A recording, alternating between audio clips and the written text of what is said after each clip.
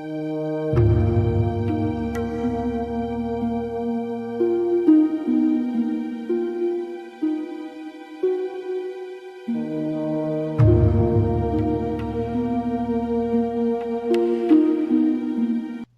everybody. Kate will be joining us in a few minutes when we'll go to break, but welcome to episode 84 of Beneath the Tide. Okay, no one's making the joke. So, some announcements before we begin. Kate's not here.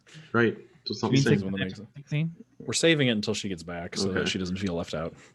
Yeah. 69s are best saved.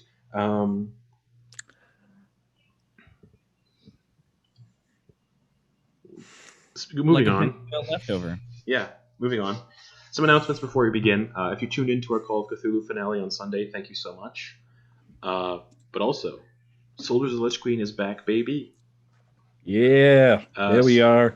Our season 2 premiere, episode 30, was this Sunday. So go watch it. It's on YouTube now. Go watch it. Yeah. And if you haven't caught up at all, and you're like, I don't want to watch 29 episodes before that one, I did a full hour-long recap, which is like 120 less hours than watching 29 episodes. So and it's on YouTube go watch as well. That. It is, yeah. This Thursday, we will be back with Rime of the Frost Maiden. It was a little iffy because of Thanksgiving stuff, but everyone's going to be there. So, because who's celebrating? Come see Hodge! Yes, who's celebrating Thanksgiving? Realistically, right now. So, like with big amounts of family together in the same. Oh no, because we're not ding dongs. Exactly. Don't be a ding dong. We did just bust out like 4 crock pots to get ready to cook, just like the people that are living in this house. But cook for the people, not cook the people. That came out. Cook the people in the house. Speaking of cannibalism, £100 in all 50 states. Speaking of cannibalism and chaos, December 16th, 2020, 10:30 p.m. Eastern Time, you can watch these pretty faces and Kate, who's also pretty. I shouldn't have called. Yep. Anyways, you can come watch everybody play Gremlins for Christmas. I made my own little RPG system to support a Gremlins one-shot for Christmas. So everyone's playing Gremlins set during the events of the first movie. If you haven't seen Gremlins, you might be a little confused, but that's your problem. Like me! But what movie have I actually seen? Exactly. Polar Express.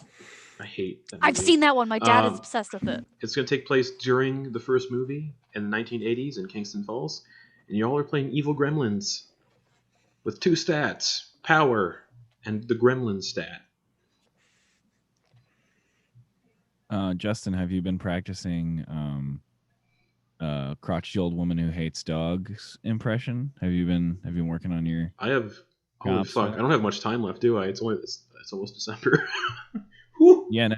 So you got to practice your chapter. You also got to practice being a burnt war veteran. You guys aren't encountering her.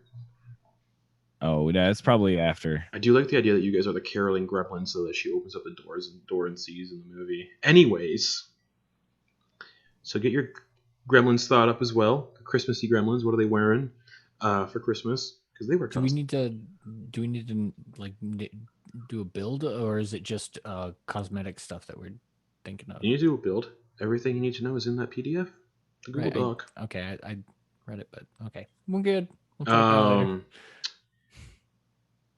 Yeah, that's that. Podcast stuff, getting caught up because I moved. But there's shit happening with Ogden and his daddy. So, last we left off, the party finished up their business in the giant settlement of Trundleheim and made their way south to the Forlorn Forests. They passed through a dense swamp, avoiding a rampaging bullet, unlike Kiva in Rime of the Frost Maiden, and eventually found themselves at the entrance to the forest, where a sign warned, RIP, would-be travelers of the miasma that afflicts the forest. They decided to sleep before venturing into the forest, in Tiny Hut, and come the following morning began their trek inside. While wandering the twisting depths of the forest, they encountered a wandering group of adventurers who exclaimed they were from the Wayfarers Guild, which makes the forest its home, which makes the forest their home. Its home. Whatever. It's a guild. Its home. The leader of this small group mentioned, after being asked questions, that they saw the Queen's political advisor, Ogden's father, come this way a few days prior and told the party that should they wish to visit the Brigade of Blood without issue and the fighting pits to see fights and stuff, they need to show off coin and a good amount of it, otherwise they'd be captured and used as combatants instead. The party said their farewells to the group and continued their trek, coming across a tree with a strange smiling face carved into it and a band of gnolls. The gnolls attacked, their leader was fucking annihilated, causing the surviving gnolls to flee, while the corpses of the slain gnolls were pulled off the path and deeper into the forest by massive vines. After staring for a few moments, the group saw a pair of bloodied handprints on some trees, and Ash did some Freddy Krueger arm stretching to touch both symbols. It was uncomfortable. And noticed a path leading towards a massive base built to blend into the forest with a sign marked the Brigade of Blood. And that is where we're going to pick up the session, right then and there. So you're all standing here on this little path in the forest, and you can see this base about a mile off the path, made up of jagged trees, kind of made to blend in with the forest. It looks like part of the forest, but you can see gates. And there's a corpse hanging from a tree nearby, dripping blood into the ground. A flayed corpse. Ogden, do you know what we're looking for? This is it. This is what we're looking for. Oh, it is? Oh, yeah. You will want to make sure?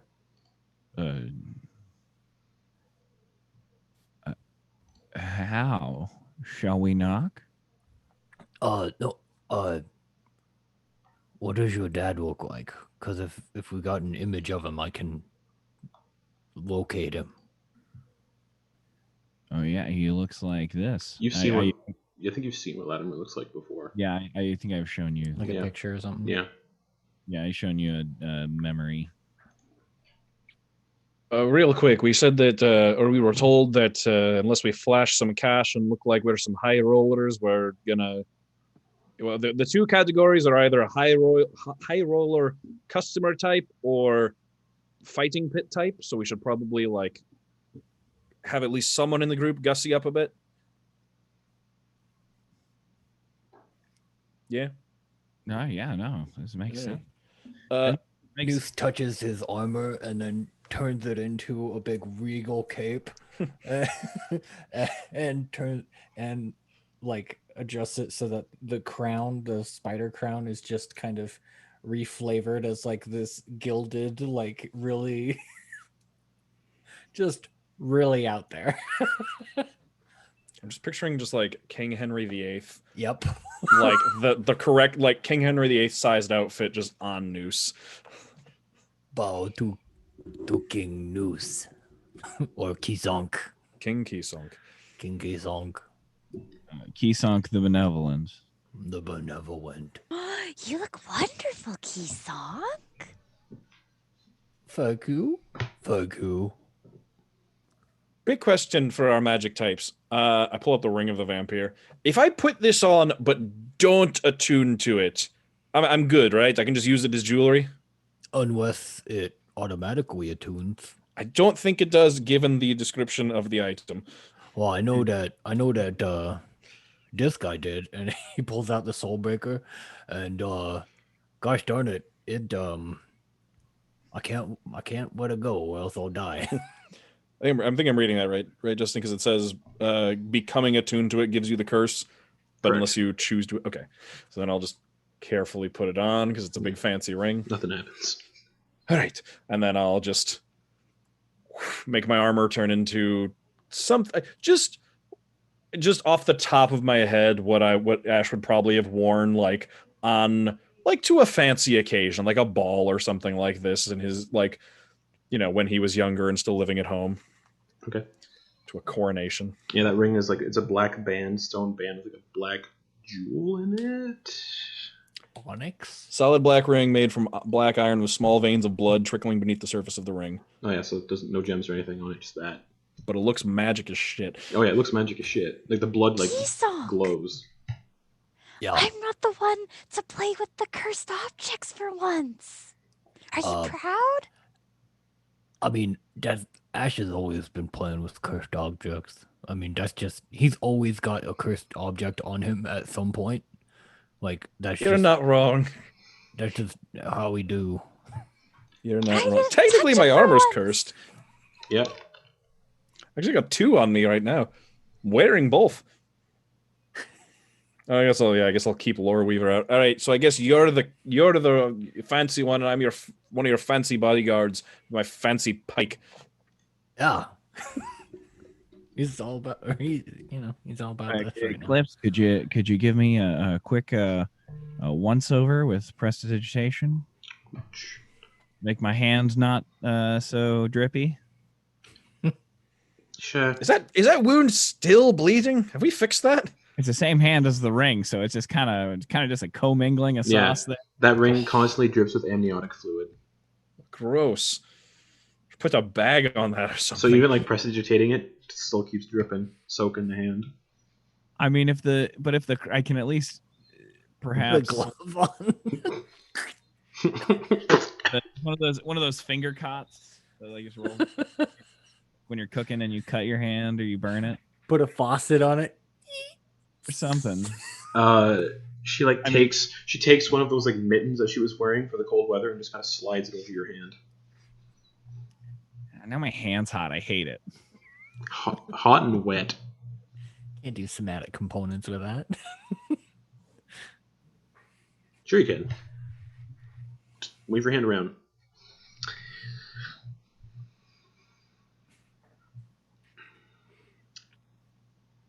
Well, are we good? I feel it's gonna be good enough. Eclipse, shake the top layer of dirt off. Thanks. Thank you so much. Shot top layer of dirt off. I feel pretty good. I can't do a New Zealand accent. If Keysong's the baller and Ash is Keysong's bodyguard, Yes. who's the fighter? Ash. Well, no, we're not necessarily here to enter anyone. We could be here to gamble. Yes. You could be you need an audience. I'll be his accountant. Although I could absolutely fight. That though, if I die, I do turn into a pit fiend. So that would be real good for the fighting pits. Just what the fuck? All right, your problem now. Oh, pit fiend versus motherfucker. Pit fiend versus purple worm. Noose reaches into, or Keysong, all right. He reaches into the bag of holding, pulls out a handful of gold, and just like, I put 100 gold on the big guy. Just throw that in the dirt. Yeah. Well, now we get to pick that up. How's that? Is that gonna work? You guys think that'll work? I think it'll be perfect. Someone should invent a cantrip that just like collects all objects of like all tiny objects in like a certain area and just like pulls them into one spot. Just like you're playing an RPG and you're collecting experience and stuff from the air. Just yeah. Actually it'd be quite cool. Just like a cantrip, just like hold out your hand, like if you're trying to pick up like 1,000 coins scattered on the ground, they'll just go. Oh, that's a good cantrip to make. As he is describing that, Ogden Boone's mage hand is just like scooping up coins, collecting them, sifting the dirt out of them between the fingers. Just like when someone has like a handful of nuts and they're like trying to. As Ogden's picking up the coins, Leah is just looking up at that flayed corpse in the tree and just trying to. It's still far away. It's like you guys haven't gotten any closer to the base, so the corpse is still pretty far away. Oh, and Leah, you're probably like the new Keysong's like, you know how like rich people will just like keep around as like a weird, eccentric, mystical person to just like be weird and know stuff about magic. Like the fact that you've got mushroom growing out of your head probably actually is like to your favor. Like you go so far around your full circle again. Then Leah's just like super excited that Ash just like, I'm weird in a good way. I'm useful weird. You guys, this since I am all dressed up and everything, I've been thinking about this for a bit, and I was wondering. I mean, I've been trying to find myself lately, and maybe you guys could give me a new name, since I'm with you all the time. I mean, my parents gave me a name, but they don't know who I am. And the names that I have don't really feel like me anymore. I don't know, something to think about. Anyway, So one quick pitch. What about Bruce? Bruce. Rhymes with news. Bruce is pretty good. Rhymes with news. Is that spelled B? Is that spelled BROO? BROOSE. Yeah. Bruce. Bruce. Yeah. Bruce. There's a part of it is BRO because you are my brother. You know, like you my mom technically is semi-adopted you. So I mean, there we go. The only downside with that one is like when I say that my name is Bruce, people will call me Bruce. Yeah. Not what you're calling me. Oh no, I think they'll get that you haven't. I don't think that it'll be a mystery to them if they share any sentence with you that there is a bit of an impediment there that I'm not knocking on. By the way, I love it, endearing as heck. I think people will get that when you say, "Oh, hello, I'd like to buy some of your objects, and my name is Bruce." I think they'll be able to put two and two together. Alternatively, we could name you Bruce, and then like when you say it, then they'll call you Bruce, and they'll be like, "No, it's Bruce." All right, everyone, I've got the snacks. Oh, great. There's a flayed corpse 10 feet from us, and you're thinking about food? Roll me a survival check to see if you actually gathered like edible things. We could leave it for when we go to bed tonight or something. Maybe if you guys think of something while you're falling asleep, we'll workshop it together. Anyway, I felt like it would be fun for us to do as a party because I don't know, I like you guys a lot, and I don't know, I just feel like if you guys give me a name, it'll mean a lot more. Your D20. I found the concession stand at this pit. No, you found. We haven't gotten to the pit yet. There's actually a literally just turned in. Yeah, there's a fruit tree growing nearby. Yeah, there hasn't been any movement since last session, essentially. But off the path, there's like a little fruit tree with like these blue fruits. They look like they're a mixture of like a pineapple and a kiwi. They're brew. Everyone's getting speech impediments tonight. They're like blue pineapple-sized kiwis, but instead of having like what a kiwi looks like, they have these long kind of spindly noodles that kind of hang off of them, and then the little noodles are covered in kiwi-like hair. I don't know what they are, but I think they're edible. He's gonna go over to Eclipse and kind of like take it in her hand and give it like a once over, just see if it looks like an edible like fruit she's seen before. Yeah. No, it's not. You're not from this continent. Gonna give it a little sniff. It smells like a kiwi mixed with a pineapple. She's gonna give it a bite. Okay. Euphoric visions of bright light swim through your mind. They're edibles. You feel real good. Not like high or anything, but like you feel... How to best explain this without like telling you what just happened? Do I feel like I chugged a bunch of coffee? No. Does she feel #blessed? You feel like you could take on anything. But I need you to make a Constitution saving throw. So they're edibles. I don't know. Edibles don't make me feel like I can take on anything. You know, I think that's a really good idea. Take on a we're nap. at the pits, and like she takes like another bite. She's just like, "Yeah, Nothing this else. is Nothing really else. good." Nothing else happens when you take another bite. I feel like taking on an entire sleeve of Doritos. Not one, but halfling nimbleness. I get to reroll that. Halfling luck. Halfling luck. Fuck yeah. I'm gonna nimble. How about you being nimble? We're level 6. There's too many abilities. Well, now that we're level 14. What'd you get?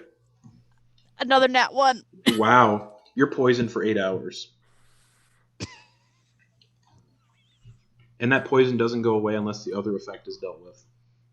Don't eat Other the effect? Okay. The effect that made you feel real good. Do I still feel real good? Oh, yeah. You feel euphoric. Fuck. Yeah, let's go. Let's go into the pits. Yeah. I'll send you the effects of what's happening, just so there's no meta knowledge happening. Okay.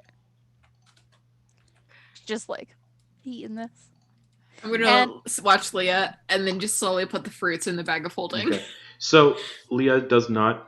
You don't know that this is affecting you, like what the spell is. You don't know these effects are happening. I'm just giving you an idea of what's happening. So I don't forget when it comes up, if it comes up. Did I send that to you? Yeah, Okay, send good. I it did. to me. Sweet. Yeah, this is what the fruit does to anyone who eats it. So You're just like, only one bite though. But the fruit is now in the bag of holding. All right. Well, I guess we've done enough stalling. Ogden, you ready? yeah, let's go. I'm not. Okay. So Leah, for 8 hours, Break it down, Bruce. you have disadvantage. poisoned. You have disadvantage on attack rolls and ability checks. All right, you start making your way down the path or off the path into the woods, the mile towards the Brigade of Blood, and you do start passing under that corpse, that flayed corpse hanging from the trees that is dripping blood. Just Leah's looking up at it, It's just about- trying to see. it's about humanoid in shape, humanish in size, male. Really Look forgot like that a- was there. You can tell it's Ogden, that's- male. You can tell it's male because there's the dingleberries and the sausage. Ogden, that's not your dad, is it? Your dad's not a bee. Your dad's not chubby. That's a Thickman. That's not my dad. All right. Yeah, we figured I'd Leah's ask. gonna try to climb the tree Uh, to see if she can get a better look. athletics check with disadvantage. Not your sister either, right? Has a penis and balls.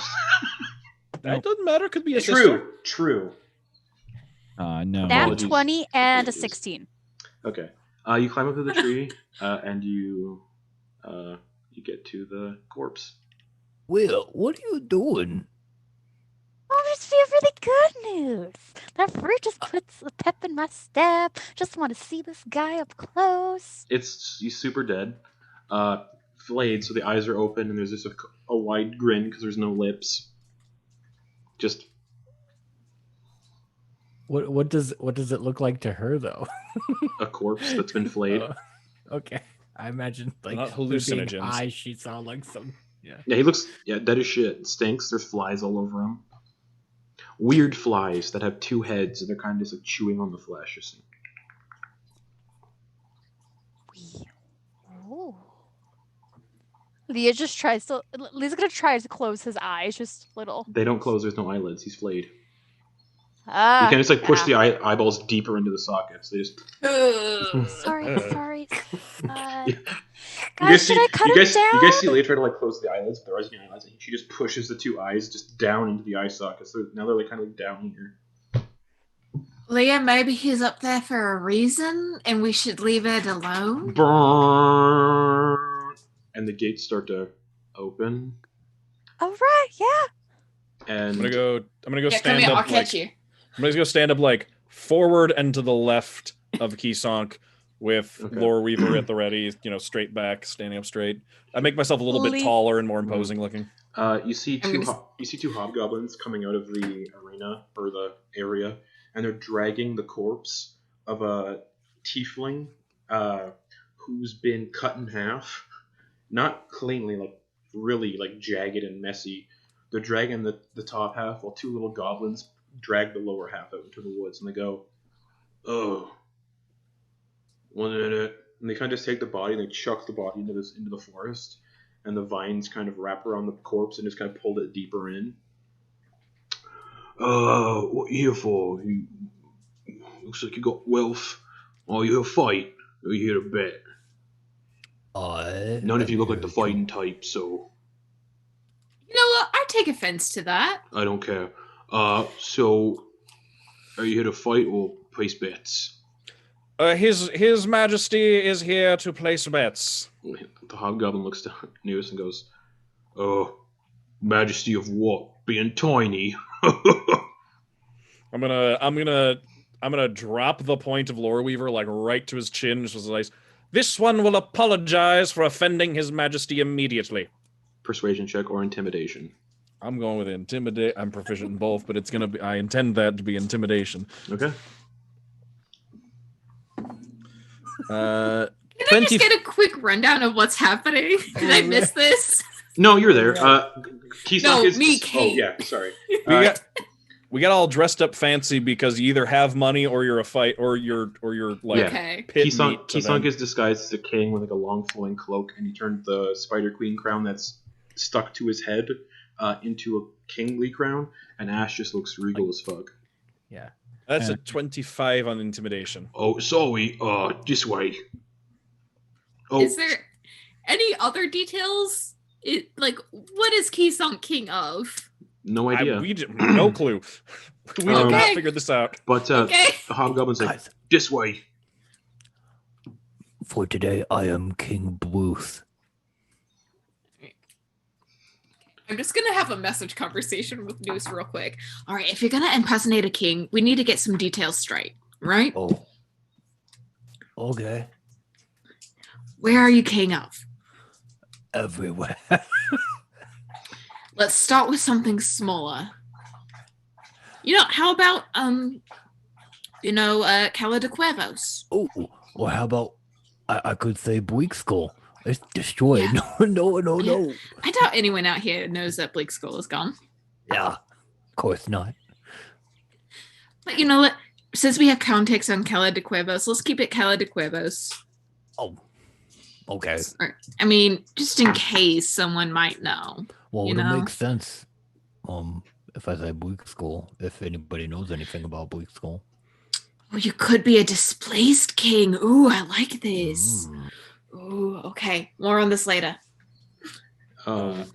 As we enter in, I'm like walking. I'm staying between them and Keysonk, but I am like looking all over the place, checking corners, checking for exits, like ready to get Eagle One out of here at the first sign of danger. Keysonk appreciates that he sees Ash doing that so that he doesn't have to ruin his regal visage by looking around nervously. Ogden's going to flank the other side, but with a book out. The Okay. specific book that I received, the I believe it's Blue Dragon Scale book that I have. Yeah. I have that book out, but I'm looking over it as if it's a ledger, but knowing it's not a ledger. Okay. And like, yes, I as the vizier to the king. Yes, of course. All right. Man. We're just going this way. Are you here to place bets? Make a lot of money. Make coin. Definitely here to All right. place bets and be well, entertained first by come the look finest at- fighters. Come look at our combatants, can't we? You can place your bets on them, see them firsthand, see what they're made of. We have some goblins fighting today. We have a tiefling fighting today. We have these two elves fighting today. This way.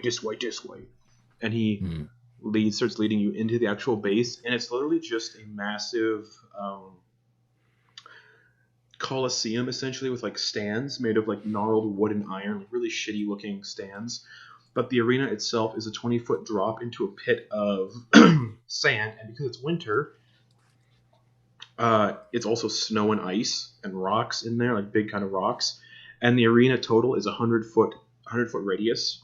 It's a big arena for reasons you all know of. Based on what Latimer said he's fighting. To complete the look, Keysonk is going to take the Soul Breaker and have it look or change shape into a scepter. Okay, so it has the stats of a quarterstaff. Or a club. Yeah. I absolutely love the idea. You just like Mary Poppins style, just like pull this out of your cape. He now has a scepter. Yeah, so the stats of a club. I'll Also, say. I just want to say, like, this actually I'm just getting ideas for how cool it would actually be to do a campaign where the party is like like royalty, and then you have like the vizier, the bodyguard, like the augur, and the spy It'd master. be cool. But you're all led. So that's the arena, 100-foot radius, full of stands, and there are tons of creatures in the stands: goblins, hobgoblins, bugbears, lizard folk, dragonborn, people from all walks of life: humans, gnomes, elves, dwarves, tieflings, furbolgs, satyrs, bunch. Just kind of sitting in the arena, getting ready. You can see they're dragging like corpses out of the arena from the previous fight. He's like, okay, well, the first fight will be in about a few minutes. So come on, look at the combatants. And he opens up this sliding iron door, and starts leading you down this these set of like stairs, stone stairs with like torches on the walls, very dimly lit. He's like, all right, so how much do you plan on betting today? The current pool for the first fight is only 500 gold. But we'll let you see the combatants first. Are we going down the dimly lit stairwell? Yeah. I'm gonna ignite Laura Weaver to give us more light. Oh, that's cool. Yeah. His Royal Highness King Bruce doesn't make blind bets, but also doesn't trifle with 500 gold. Well, that's the current pool. Yes. We don't get out of bed for anything less. Well, I'm sorry. Well, there are other fights that will be happening that are a little more expensive. Oh, I'm sure, but I understand, but it's worth seeing all the stock. Thank you, Mr. Boon. No, what would you say that for? You know that my name is Goose. Mr. Goose? Sure, yes. And you know that his name is Goose. Boon Goose. That's Loot. Okay. And Deuce. And he opens up a door, another sliding door at the bottom. I feel like fidgeting with some locks and stuff. Opens up another door. And in this room, he's like, these are the first round combatants. Second round combatants are going to be through that door. And then the other door is the third round. This round, he slides open a parting kind of another door. And you see 4 goblins in really shitty leathers and really shitty wooden spears, just getting themselves ready for the fight. They're not prisoners. They don't look like they're being held here against their will. They're willing combatants. And they're just like, oh, hello.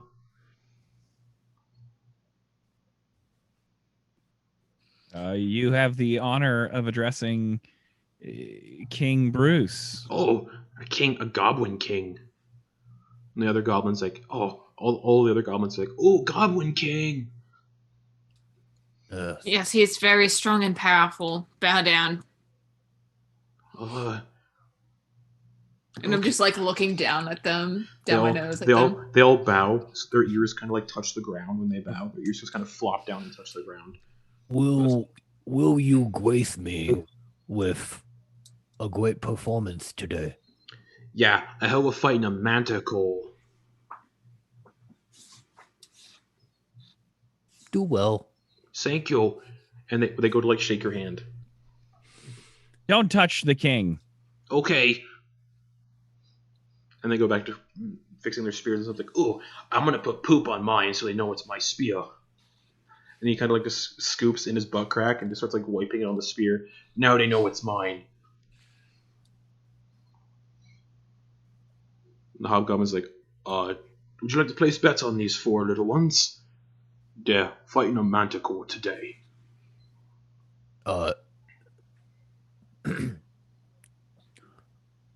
Mr. Goose. Yeah. Could you appraise this for me? Ask him what we're putting bets on, the manticore or the goblins? Oh, both. You can put them on both. Either or. Goblins or the manticore. Most people, when they come here, he kind of leans in close, so like the goblins don't hear. Most people that come here bet on the monsters. Well, when we bet on anyone, we like to interview, or we like to really know what we're betting on. I'm drawing my name in the ground. And you can see one of the goblins is like pissing in some straw. I'm just drawing my name. What do you think, Mr. Zeus?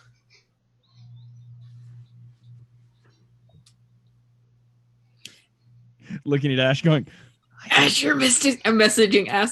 I think he means you, Ash. I'm still like looking around for security. Cause actually, as I've been looking around, just like casing the joint on our way in and on our way down here.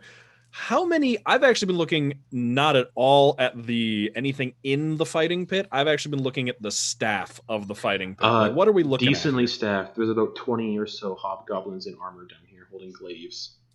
Okay, all right. So about like one good fireball. Yeah, you're also getting the sense like it's built so it's not easy to escape for the people that they capture and force to fight. So is it like the whole structure? So is it like it had like an outer wall and then it's like an upper dirt ring on the outside where the stands are, and then there's the outer wall, which is like 60 feet tall, and then you have the interior, which goes right into the stands, where the dirt arena is 20 feet down. It's a 100-foot radius, that entire arena. So that means the viewing stands are also. The stands are up on the edge of the. Correct. Yeah. Like okay. And then he led you through. There's a doorway instead of stairs to the left of the fighting pit, and then down into like these barracks where all these where the fighters are held, and also where, in a sense, prisoners are probably held as well that are forced to fight. And the monsters as well, or are those different? The monsters are in a different area. Okay. Entirely. And what is that exterior wall made of? Wood and iron. Okay. All right. So it's like trees, and then there's like iron kind of like bands around it. Oh, so it's like the wall is literally just like grown trees that they've just like attached metal fencing to. Yeah. Okay. So if we were to just like chop down a tree or two, that would just kind of like rip this whole place to pieces. Okay, good to know. Yeah. Go ahead. Do you want to see the second combatant? Yeah, Ash will like look when Ash will use the fact that he's been looking around at the place to explain his lack of reaction when Ogden calls his name until Eclipse points it out. Just, yes, the second combatant would be lovely to see. Thank you. 50 gold on the Manticore, 25 on the goblins. You can only bet on one. You told His Majesty that he could vote on both. Did I? Yes, you did. Did I actually? You wouldn't want to anger His Majesty. Did this one lie to the king? I don't know what king you're from. What are you the king of? Bleak Skull. The goblins go, oh! Bleak Skull! We from Bleak Skull. It blew up. That's right. What a shame it was. There was never a king, though. The only king we know of was Wedge. King Wedge Bruce. No, Wedge, the 8-headed T-Rex. I'm gonna try to intimidate and where them. do you think he is now? I don't know. That's right. Okay. Do you think a king as magnificent as Bruce here would is it Bruce or Bruce? Bruce. Is it Bruce? Okay. I think it's Bruce. Do you think a king as magnificent as Bruce would allow his island to be destroyed? But it is destroyed. Is it where it was? Is it not there anymore? Is that the only indication you have that it's gone? I don't know. We sailed away on a little boat 6 months ago. It is no longer present where it was. Oh, okay. It has been moved. Why are you yelling at us? We're just fighters. Because you're questioning the king. They start crying. Ash is just going to look back at Keysonk and just give a thumbs down and shake his head. Yeah, that's They're rough. all crying, Mr. Hobgoblin. Can I fight the Manticore instead? No. No? Aw.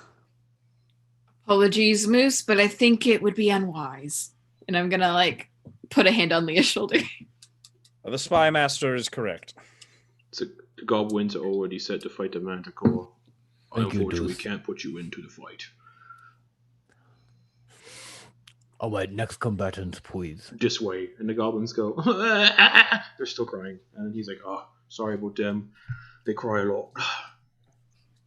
And he leads you to the second one, opens it, and inside you see a orange tiefling, kind of Hellboy-style horns, kind of sheared off, long black hair kind of across the face, very like emo lock style. And he's wearing commoner clothes with a brown apron of the masonry smithing trade, and he's just looking over a big old hammer. Goes, oh, this is well, Greg. That's what we've been calling him. Because he doesn't want to tell us his real name, but his name's Greg. And he's fighting a bullet today. And you get a sense this is just an ordinary merchant blacksmith going up against a bullet. And what is Greg's track record here? This is his first fight. It's the goblin's first fight as well. The pool currently is 300 gold on this fight.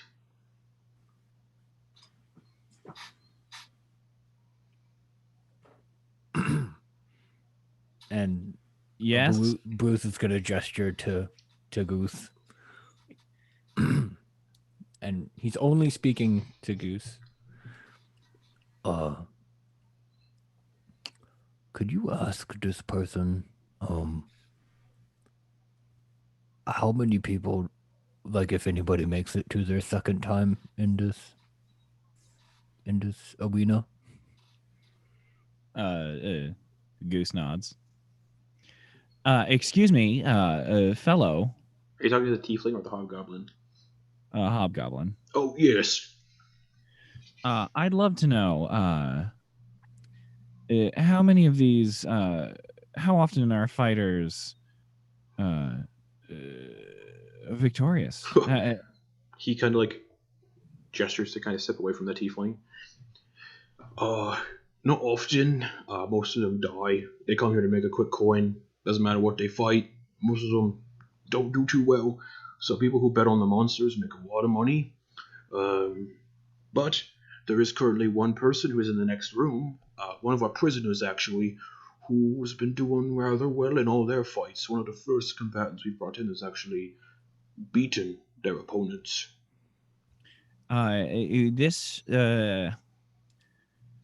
This intrigues the king, and I believe we'd like an audience. Of course. This way. Good luck, Greg. This way. Before we leave, I would like to speak to Greg in Infernal and just ask what his real name is, if he will answer me. Vulcan. Vulcan? No, like... There's also like a volcano Vulcan thing, too. Okay, yeah. He's not Spock. She's actually Spock. I'm gonna crossover. Just goes, just walks on the way up, out, I'm just gonna live long and prosper. Walks up, does the neck pinch to the Bulette, it just falls over dead. Oh, amazing. That system is highly illogical. And he says, thank you for speaking Infernal to me. It's the only language I know. It is fairly new to me, but I wish you luck in your fight. And I want to give him a bardic inspiration. Okay. Wait, when is his next fight? So he doesn't know he's fighting a bullet, because when they told him that he was fighting a bullet, he's like, I don't know what that means. Yeah, but so you give him, and only Eclipse knows he speaks it. Right, exactly. You give him bardic inspiration. Actually, when is his fight scheduled to be? It hasn't been said. Okay. I'm going to wait until his fight starts to inspire him first. Because it okay. only lasts 10 minutes. Okay. All right, this way to the next pen. Now, this is one of our prisoners. As we're walking, I'm going to speak to Goose in Giant real quick and just be like, so that guy get back there, if we can get him out alive, crew member? Back in Giant, like a like a yeah. Very valuable crew member. This hobgoblin leads you to the next area, which is definitely a cell, and he's like, just a bit of warning, these two people, real stinky. They haven't showered since they've been here. The man's been here for, he counts on his fingers. You see, he's actually missing 3 of his fingers. He's like, 1, 2. I think 2 years, almost 3. That man's been here, and then the woman's only been here for a couple months. No. Oh, couple days? I don't know time. But anyways. And he opens the door. Shh. And inside the cell... I'm going to, real quick, as the door opens, I'm going to step in front of Ogden, so he's not the first one that the people inside see. Smart. And I'm going to message Ogden real quick. You got this. Okay. Hold on a second. I need to pull up stuff. Okay. So, inside, shackled to the wall, wearing real shitty, clothes, common, just rags, essentially, and skin kind of sunken in on the bones from not eating, or hardly not eating a lot. On the ground, you can see just discarded plates of just old, moldy bread. And chained to the wall around neck, wrists, and ankles, kind of sitting down, is this high elf, about 6'2". If there was slight muscle definition, it's definitely drained a little bit, but through the fighting and the fighting pits, it's definitely, there's still some there. Not wearing the high-collared slate gray robes that you saw in Visions and stuff from Ogden. Black hair that's not tied into a ponytail anymore, but kind of fallen to the shoulders and is incredibly greasy and just unkept. Violet eyes. And he's just dirty and grimy. And he's just got a sternness to him still, and he's just staring at the floor and the door opens. He just looks over. And then chained up in the room as well is a female half-elf. You can see similarities to the man in the cell, but also some similarities to Ogden. Not a lot to distinguish that, he's a sibling, to give anything away. And she's looking much better than the father. She has brown hair, kind of down to her shoulders. Blue eyes. A very elegant face. Muscle definition for sure. And Ogden, you don't see a wolf anywhere in sight. Her wolf isn't there. And the goblin goes, "Yeah, so we got this elf," points to the man and goes, "This is actually the Queen's political advisor. So he's worth a lot of money. And then this is his daughter, I guess. Latimer Meriden and Neola Meriden. The pool currently for this fight, because this guy," and he kicks Latimer in the ribs, has won every fight he's been in, so the current pool on Latimer and her is 4,000 gold bet on them, and they're fighting a purple worm today. Well, not a purple worm. It's winter now, so it's actually a frost worm. Vizier, would you like to examine the fighters up close? I would, and this won't do for the king. We can't have him around such riffraff. Spy master, could you possibly clean these two vermin up before they're presented to His Majesty? While you're speaking, Yes, these must be appraised. while you're speaking, there's a little bit of a recognition in Latimer's face, but he doesn't. He tries to hide it very well because of the situation. He's just his eyes kind of flick over a little bit, and he flicks back down to staring at the floor. And there's two hobgoblins, right? Just the one. But there's just the one. Yeah, he's the one escorting you all. He has no weapons on him. He's more he's more of a greeter. Okay. I'm going to turn to him, and I'm going to say, if I could speak with you in the stairwell, I would like to discuss the security measures taken just to make sure that His Majesty is safe. Of course. I'm going to try and get him faced away and as out of earshot as I can. Oh wait, the first fight starts in 5 minutes. The fight after that's 10 minutes. 5 minutes after that one finishes, and then that little bug us fighting in 20 minutes. And then okay, and then he goes, "Let's go this way to the stairs," and he wanders off. Okay, yeah, I'll walk with him out that way. Yeah, there's a lot of guards outside, just kind of patrolling the halls. And so it's like a complex in here. Yeah. There's hallways and stuff. Yeah. Okay.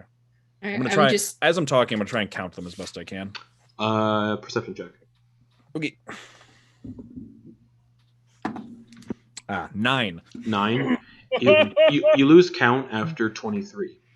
Okay. A lot of guards in this place, and you get the sense there's probably a reason. Monsters, in case they escape. Prisoners, should they escape. They definitely want to keep the Queen's political advisor here, because he's worth a pretty penny. So we didn't take a long rest before heading in, right? You took a long rest when you were at the forest entrance. Not since we fought the. Not since you fought the gnolls. The gnolls. Great. Did I use inspiration? No, I mean I was still down to it. But I'm just gonna silently nod to Ogden's request and cast Prestidigitation on Neola and Latimer. Okay. Clean them up. They clean up, and Latimer just goes, "Thank you." You know you don't deserve it. I would keep your words to a minimum. Doesn't even crack a smile. Just staring at the floor. Yeah. And I'm gonna step aside and step behind Ogden and just watch Latimer. So they finally got you out of your library today. Walk right past him. Yep. Neola. You look like a ranger type. I wonder why. I wonder where they would be keeping your animal companion. They're keeping it with the other monsters.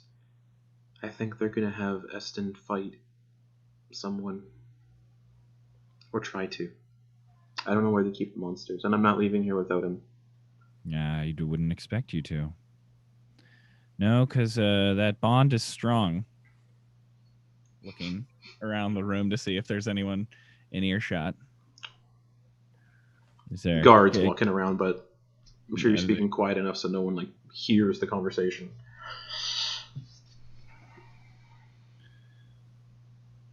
All right, so did they give you guys good odds or what? Well, Father's won every fight he's been in. Yeah, well, fantastic. I think they're trying to stack it against him, though, for this one. And I'm fighting it with him. Great. So what's the where's the holes? What are the holes in defensive? You've been in here 2 years. How have you seen any way to get out? No, they keep me in here when I'm not fighting. And you haven't looked in the arena at all? 2 years? You haven't looked any way out? I've been too busy keeping my head on my shoulders. Well, you are good at watching your own neck. So, anything constructive from you, Neola? They did say if we died during the worm fight, we'd be free. But if we kill the worm, that's their only real big monster they have left to really do anything with. Well, you're not dying from a worm. Not today. I know. You know? I got more people to fight. The leader, though, of this place, he's around. His name's Goranoth the Breaker. Big old gnoll type.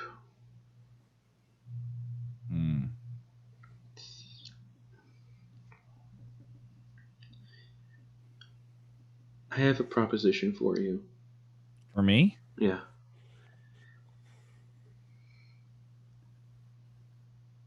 Well, yeah, I'm here. She kind of peers around you and kind of just looks at everyone. You have very interesting company. This is everyone. This is the crew. Why is that goblin dressed like that? That's how he do. Right. So here's my idea. You offer to help Father and I fight this worm. You and your friends. Yeah. If we all die, what harm happens? Essentially. But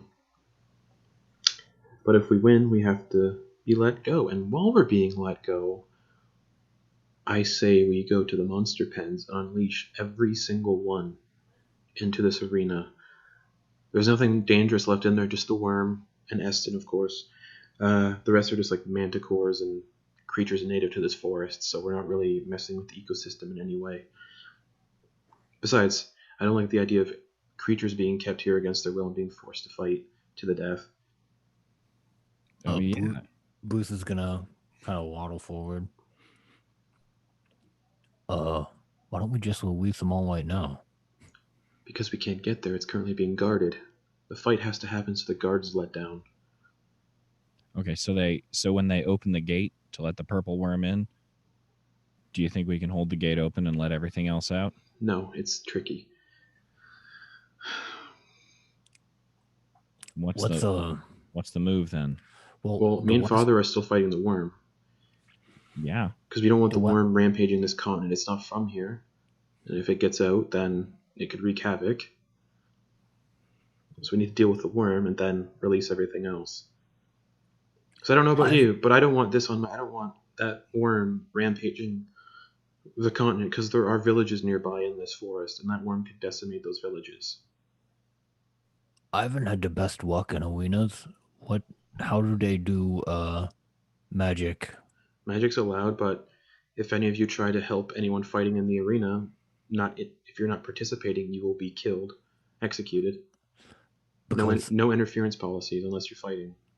I mean, based on what's been going on and what they're doing here, there's nothing that says that they won't just kill us all after a weekend by fighting this big guy. Then we deal with the worm and we kill the leader. But I mean, I've got a plan.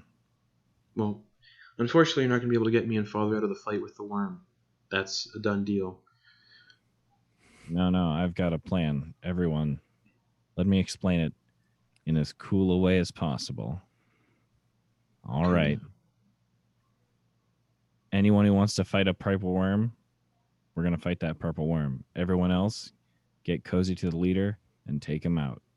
2 parties, 2 crews. That's a good idea, actually. Do you have people who can sneak through this base? There are numerous guards here. Show them your stuff. Well, I wouldn't recommend you show off your stuff right now. There are guards in the hall. Is there any place to hide in here? No. You can well guarded.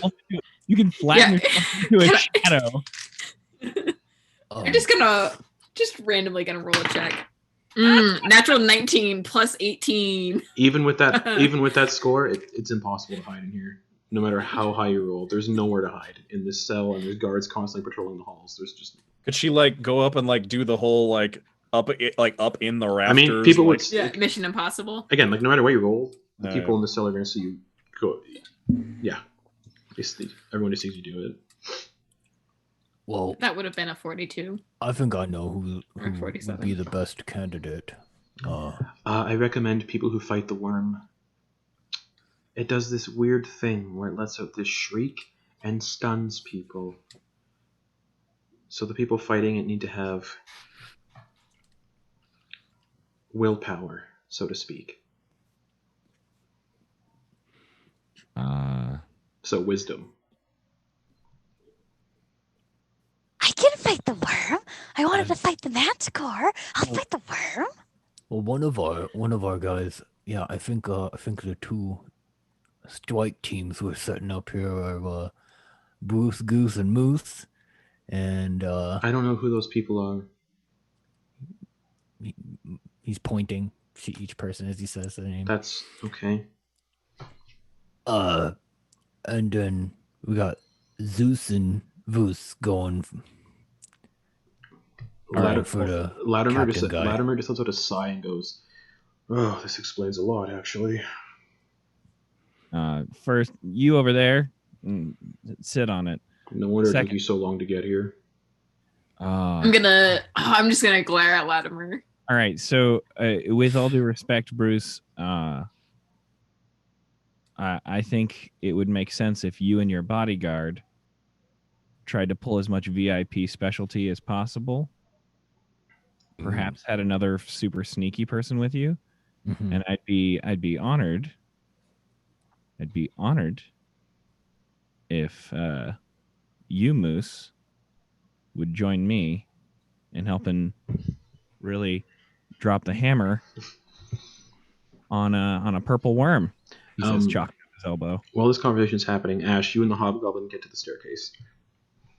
Oh, I've just been talking to him and so distracting him. Yeah, what do you need? Well, I was wondering about the security measures. The King Bruce is a very important person, and of course, there are always people looking to rob or kidnap the wealthy. Of course, yes. That's something we do really well here. But please run me through your security measures so I can coordinate my own protection. Persuasion check. All right. That is a 21. No, sorry, 23. Well, we have 60 guards on duty at all times. The off-duty guards sleep in the barracks. Well, separate barracks. There's the prison barracks, and then there's a sleeping barracks. We have 60 that kind of constantly roam the place to make sure the monsters don't get out, but also to make sure the people don't get, like the prisoners don't get out. And then, don't tell anybody this. This is a secret. But under the arena, Goanov has a pet that he'd unleash if things go tits up. What kind of pet? Dragon. Oh dear. Is there any chance that it might escape on its own? No. Only Goanov has the key to its shackles. Oh, so he'd have to... Okay, so there's no chance of it escaping. He'd have to get down and unlock it manually. Yeah. Oh, I see. He can't just wave a hand and it's free. Yeah. I see. He I don't know how he got it, but he got one. I see. And do you know what color it is? Red? No, green. I see. What color? He kind of points to... Are you colorblind? He points to his own skin, the red skin. This color. Red. Oh, I see. I did not know you were colorblind. No, wait. I don't know what color it is. Red, green. Where does has someone been filling in Ash with message or something as to what the plan is? I'll be sending Ash messages. Okay. As soon as I get the relay of Ogden's plan, I'm just going to say, where does the what was his name again? The owner? Oh, Goranov the Breaker. Goranov? Goranov. Goranov the Breaker. Noff. Where does not Noff? Noff. Narf. Noff. Noff. That's what I said. TH. Noff. Noff. Goranov. Goranov. Goranov. Goranov. Goronov. Goronov. I see. All right. The Breaker. Where does the Breaker? Where does Goranov the Breaker sit during the fights? The biggest seat, the tallest seat. You can't miss it. I see. And if you're royalty, he might even bring you into his booth. That's what I was going to ask. I assume that he has his own security measures. He does. He's very powerful. I would assume. So I was going to wonder if it would be possible for King Bruce to sit near the Breaker, the Honored Breaker. If he makes a good impression. I see. Well, but he wouldn't unfortunately let you people in there. He'd only let the king in with him. Well, I am the king's bodyguard. Wherever the king goes, I go. You have to understand. You'd probably be allowed to stand outside the room, out of the booth. I can't allow him to be out of my sight. Okay, I'll try to put a word in. I appreciate it. And in fact, actually, is there anything above the pit? Any sort of roof or canopy or something? Yes. The forest trees. Okay, I say. In fact, I believe we have a gift that the Breaker might appreciate. Oh, what's that? Well, we'd have to show it to him in person, but okay. It would be let him know it would be a decoration to add to the aesthetic of his fine establishment here and fit with his sense of decor. Oh, okay. That sounds good. Do you want to go speak with him now? I can't leave the king, and he's back in there. But Okay. momentarily, of course. Okay. And as you're talking, brrrr, and you can see some hobgoblins taking the goblins out of that cell and leading them up the stairs. And the goblins are like, "We're fighting now." Good luck. And he's like, all right. So unfortunately, well, you're gonna have to. You and your friends are gonna have to come watch the fight. It's customary that everyone who's here watches the fights." And all right. Loudly, I'm gonna say, "All right, we should go and get them then." Okay. And he saunters down the stairs. They can hear me as we're coming back. Back to y'all in the cell with Latimer and Neola.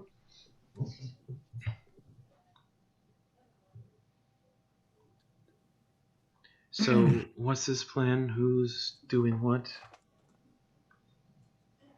You need not worry yourself with petty matters. I do need to worry myself. My life is on the line. Well, don't call my life petty.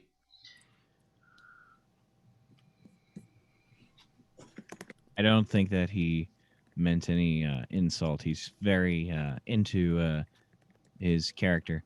So you won't be alone. We're gonna join you, and we're gonna figure out the best way to get in. Well, someone's gonna have to tell Gornoth that there's some extra people wanting to fight the worm. Yeah, we'll get an audience with surely a king can get an audience with someone who thinks that they're fancy. If your king is good with words, then most likely. Well, he also has a silver tongue accountant. Great. We're relying on the luck. Trust me, I've seen what happens today, and the outcome is will be certainly in our favor. Oh, good dear. Just make sure dipshit doesn't die. I'll try not to. What would you care if I did anyway? Well, you're her favorite, not mine. So be cool. Yep. You human sigh. Your Majesty. Let's see if we can get an audience with. And at this point, Ash and that hobgoblin come back. Your Majesty, I've just been speaking to this guard about getting you a seat in the owner's box, and in fact, I also spoke to him about delivering that gift that you had me bring with to be delivered to the owner. Excellent. I would have nothing else. Oh wait, well, we have to go watch the fights. It's customary, we have to. And if you're placing bets, you actually have to stay there. So we don't make sure you don't run off before you can pay your debts. Yeah, we haven't placed any bets yet. You said you were putting money down on the Manticore. That's a written in stone agreement. It's already in my noggin. If it was written in stone, how is it in your noggin, and vice versa? Well, someone said they're putting money on the Manticore, so if the Manticore loses, then pay up. Well, if it's in your head, then it's not written in stone. Yeah, it is. I didn't see any stone you write down. Sometimes Gornoth says I have a stone head. Then how can you remember anything if your head is made of stone? You're stupid. And he walks away. This way. I don't know if I won that argument. I wouldn't try speaking to anyone here. Sometimes it's best to just let it go. It was a little entertaining. I'm going to die today. Ogden. You're more sardonic than I remember. Yeah. Look at my situation. What did Marion see in this guy? Jeez. Don't say her name. You're looking at you. Oh, and you get to? All right. Fuck you very much. We're gonna go talk to this guy. Whatever. Yeah. Oh, cool. What a god. I'm gonna pull Ogden out of the room, just like, no, save it for the fight. In the water. I'm maintaining composure and walking with the guard. Okay. Be the water. You can just hear him, loud, exasperated sigh. You fucking human sigh. All right. Well, elf sigh, whatever. But you follow the hobgoblin. He leads you back into the arena. Up some steps. And you can see the 4 goblins fighting the manticore, and they're not doing a good job. One's already been ripped open and is being disemboweled. The other 3 are running around in circles, screaming, trying to stab at this manticore, just swatting away the wooden spears. And people are just cheering at the manticore. The hobgoblin eventually leads you up to the very tip top of the arena, where there's this massive kind of booth made of jagged iron and wood. And standing inside is a gnoll. You can't really get a good look at them because, it's all enclosed right now. But the hobgoblin knocks on the door and says, going off, you have visitors, someone called King Bruce from Weekskull, and his smelly friends. You have the honor of meeting King Bruce the Benevolent of Bleakskull, known for slaying the 8-headed Tyrannosaurus Rex that roamed that land. Door swings open, and standing there is a 7'3" albino gnoll with blood red eyes. Left eye filled with cataracts, and his left arm is amputated at the elbow and replaced with a prosthetic limb that functions as a short sword. Very muscular, but also looks extremely agile. Wearing heavy leathers and a cloak, he's like, okay, and I've never seen a goblin as a king.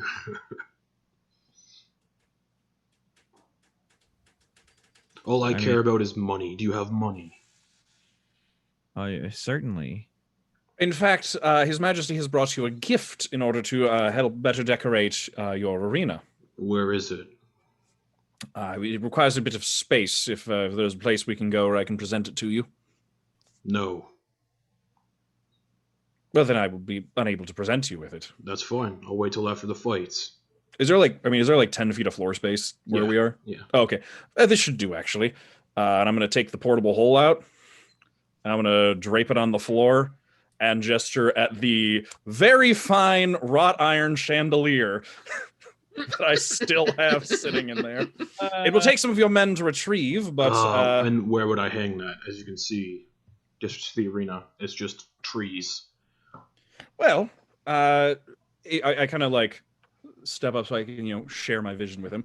If you were to run a cable or two across between the trees, it would hang nicely right directly above the arena. But I like the trees, unimpeded by natural construct.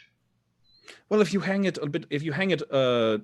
it would not obscure the view of the trees if you hang it a bit lower. And then, of course, should you like, if a fight displeases you, you could always just drop it on the combatants. Oh, I have things that exist in the arena already.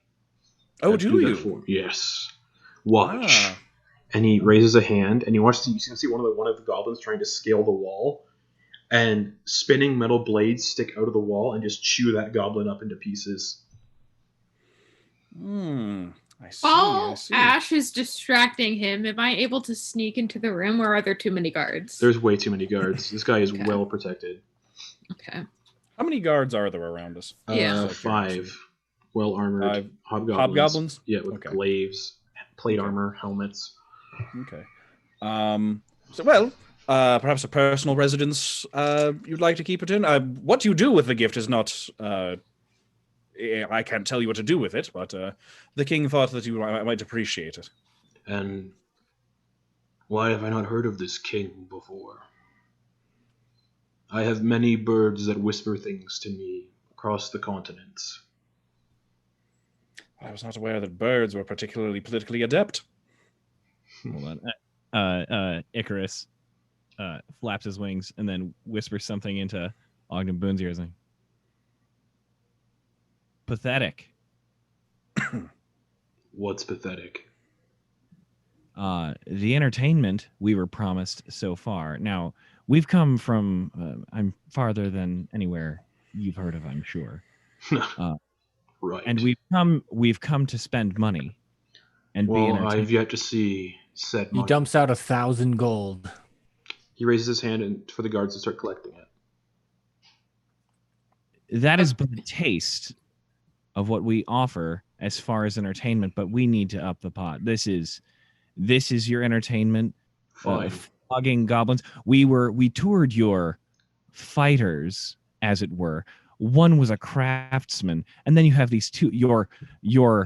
Your main event, two sickly looking elves yes, fighting a purple worm. Oh, and this trumped up thing about that old elf. He looks emaciated. What a true piece of shit. I bet he's a horrible father. I imagine. I'm gonna start pulling on. You seem awfully upset. I know how to read people, pal. I'm just gonna take the butt of my pike. I'm gonna take the butt of my pike and just stomp it on Ogden's toe. I'm good. I'm fine. You saw the elf bitch and her father, yes? I'm just gonna squeeze Ogden's wrist. Just hold it in. I am not keen on having the elf woman die. I would like to claim her as my own should she survive. Yeah, you seem like you have poor taste. What I'm saying is what you've billed as a main event. He leans in real close to you, and you can just smell the foul null breath on him. Bring it in. In a sense, he's trying to figure out why you're getting so agitated about the elf man. What I'm disappointed in is that we've come so far to for his birthday. Okay, I wanted to save it. I wanted to save that little nugget because my liege is trying to celebrate in style. How old is your liege now? Oh, he is 6. Actually, he's 12. Good for him. Right. He's a preteen. He has earned every single year of that after slaying an 8-headed dinosaur. And deception check.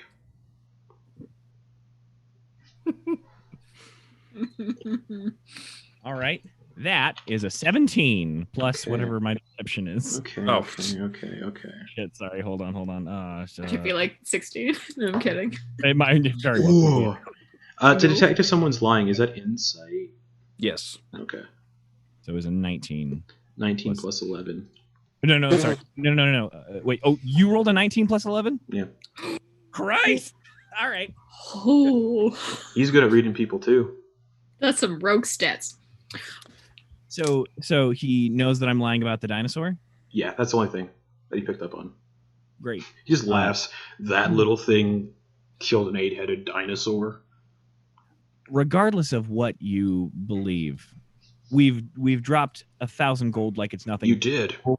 We're willing to drop plenty more on a good fight. Let's make the fight interesting.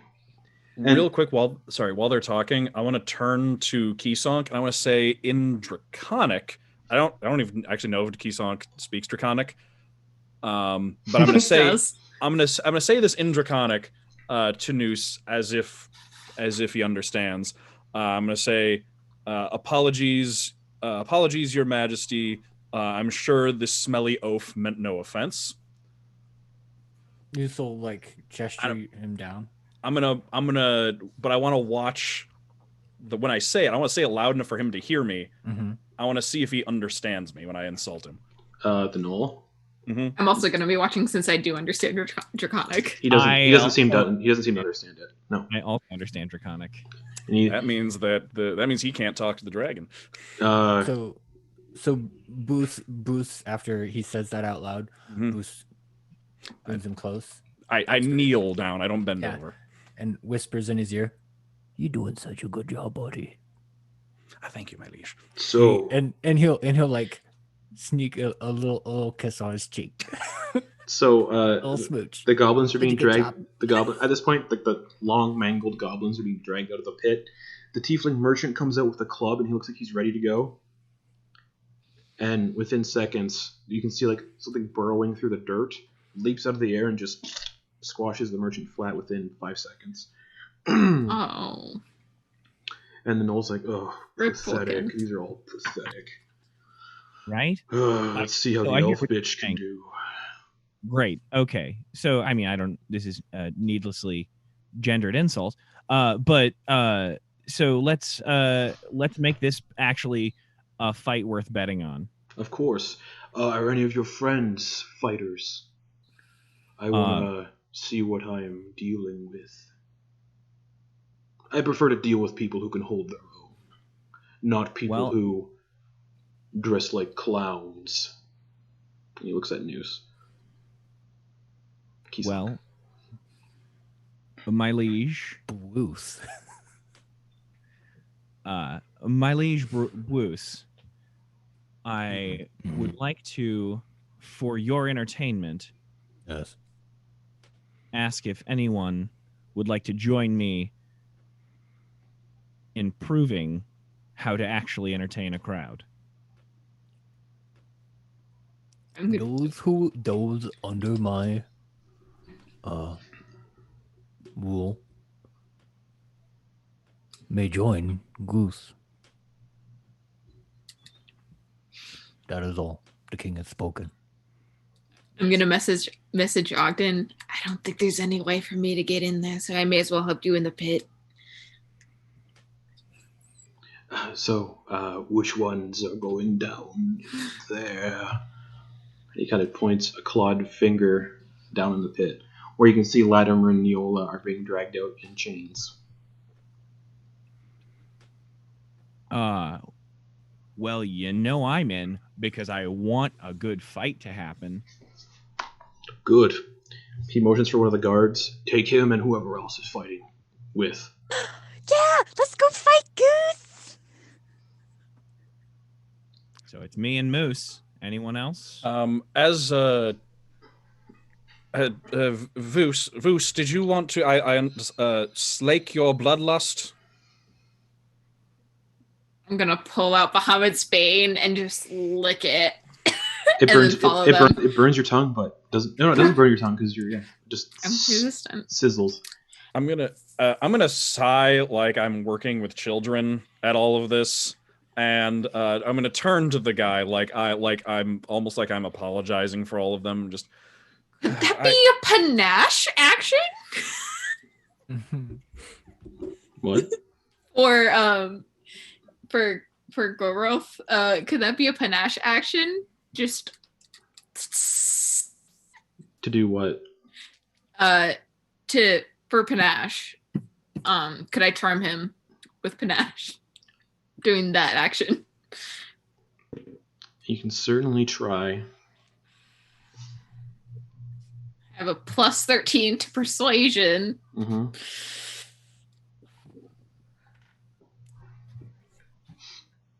23. 23. How does panache work? As an action, I can make a persuasion check contested by a creature's insight. On a success, the hostile creature has disadvantage on attack rolls. Oh, natural one. Or is charmed for. oh, hey. He's too for a minute, natural or one. is charmed by me for a minute. Natural one. He's too distracted by Neola.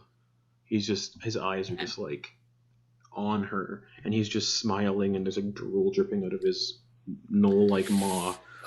He's like, yes. But he's now charmed by me since he's not hostile to us. And he's like, you can stay in here if you'd like. It would be a pleasure, my lord. Given that so many of our party are going to participate in these fights, the king's safety is my utmost priority. Would the king and I be able to accompany you in your secure chambers to watch the fights, so we don't have to deal with the riffraff of your usual audience? I watch all my fights from this booth.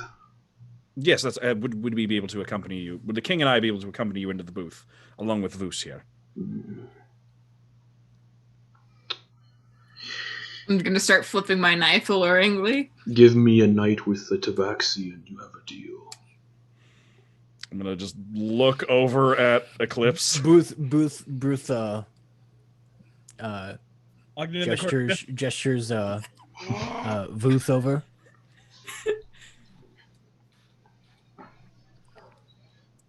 I'm just gonna message Ogden. Hold it in. It is your decision. Oh, I'm trying to think of the right phrase. This like, it would be my pleasure. Wonderful. And he gestures for the three of you to sit down in the booth. Mm-hmm. Mm-hmm. I'm gonna message Ogden real quick. Don't worry, he won't survive till the night. I want these two not close. He looks at the guards. She can sit as close as she likes. I'm gonna sit on his lap and then cross my legs. Okay. The arm around his neck. I would love to know. I would love to know the dimensions of the booth, the number of guards, the proximity. Just the whole layout. Just the whole layout. Booth is 60 feet wide, 30 feet tall. There's a lot of chairs in here. You get when if he brings like a bunch of people in to watch the fights, they all sit in here. So there's 15 chairs. Currently, they're only being occupied by you. Well, if you choose to sit down, you, Keysong, Eclipse. Well, Eclipse is occupying his chair, the Noel's chair. And there are 5 guards in here in heavy plate and glaives. Okay. And the front of the booth, is it just open? It's glass. Oh, there's glass? How thick does the glass look? 6 inches. 6 inches thick? Oh. That's so much glass. It's thick for a reason. Yeah, well, I bet. Did they get it from a goddamn sea lab? Yeah. But the walls aren't even as thick as the glass. And it's like wall glass. He snaps his fingers, and you see the guards all pulling out earmuffs and putting them on. Is it anticipated to get chilly? No. And he hands you Eclipse and Keysong a pair. You'll want to wear these. Put them on. And he puts his pair on. And the guards start leading Ogden and Leah down to the fighting pits. As we go down, may I cast Mage Hand? Or not Mage Hand, Mage Armor. Of course, yeah. Oh. And you and Leah are brought down into the arena. Mm-hmm. The gate is open. This very secure, thick iron gate is opened. And you both are just pushed into the arena. Not like gently or anything. Like, you're combatants. They don't give a fuck about you. So they just push you both in. Hey, that was rude. And you can see Neola. She's in her ranger getup. She's got a longbow on her back, arrows. Latimer is dressed in chainmail, and he's got a double-bladed scimitar in his hands. He's like, well, you're fighting.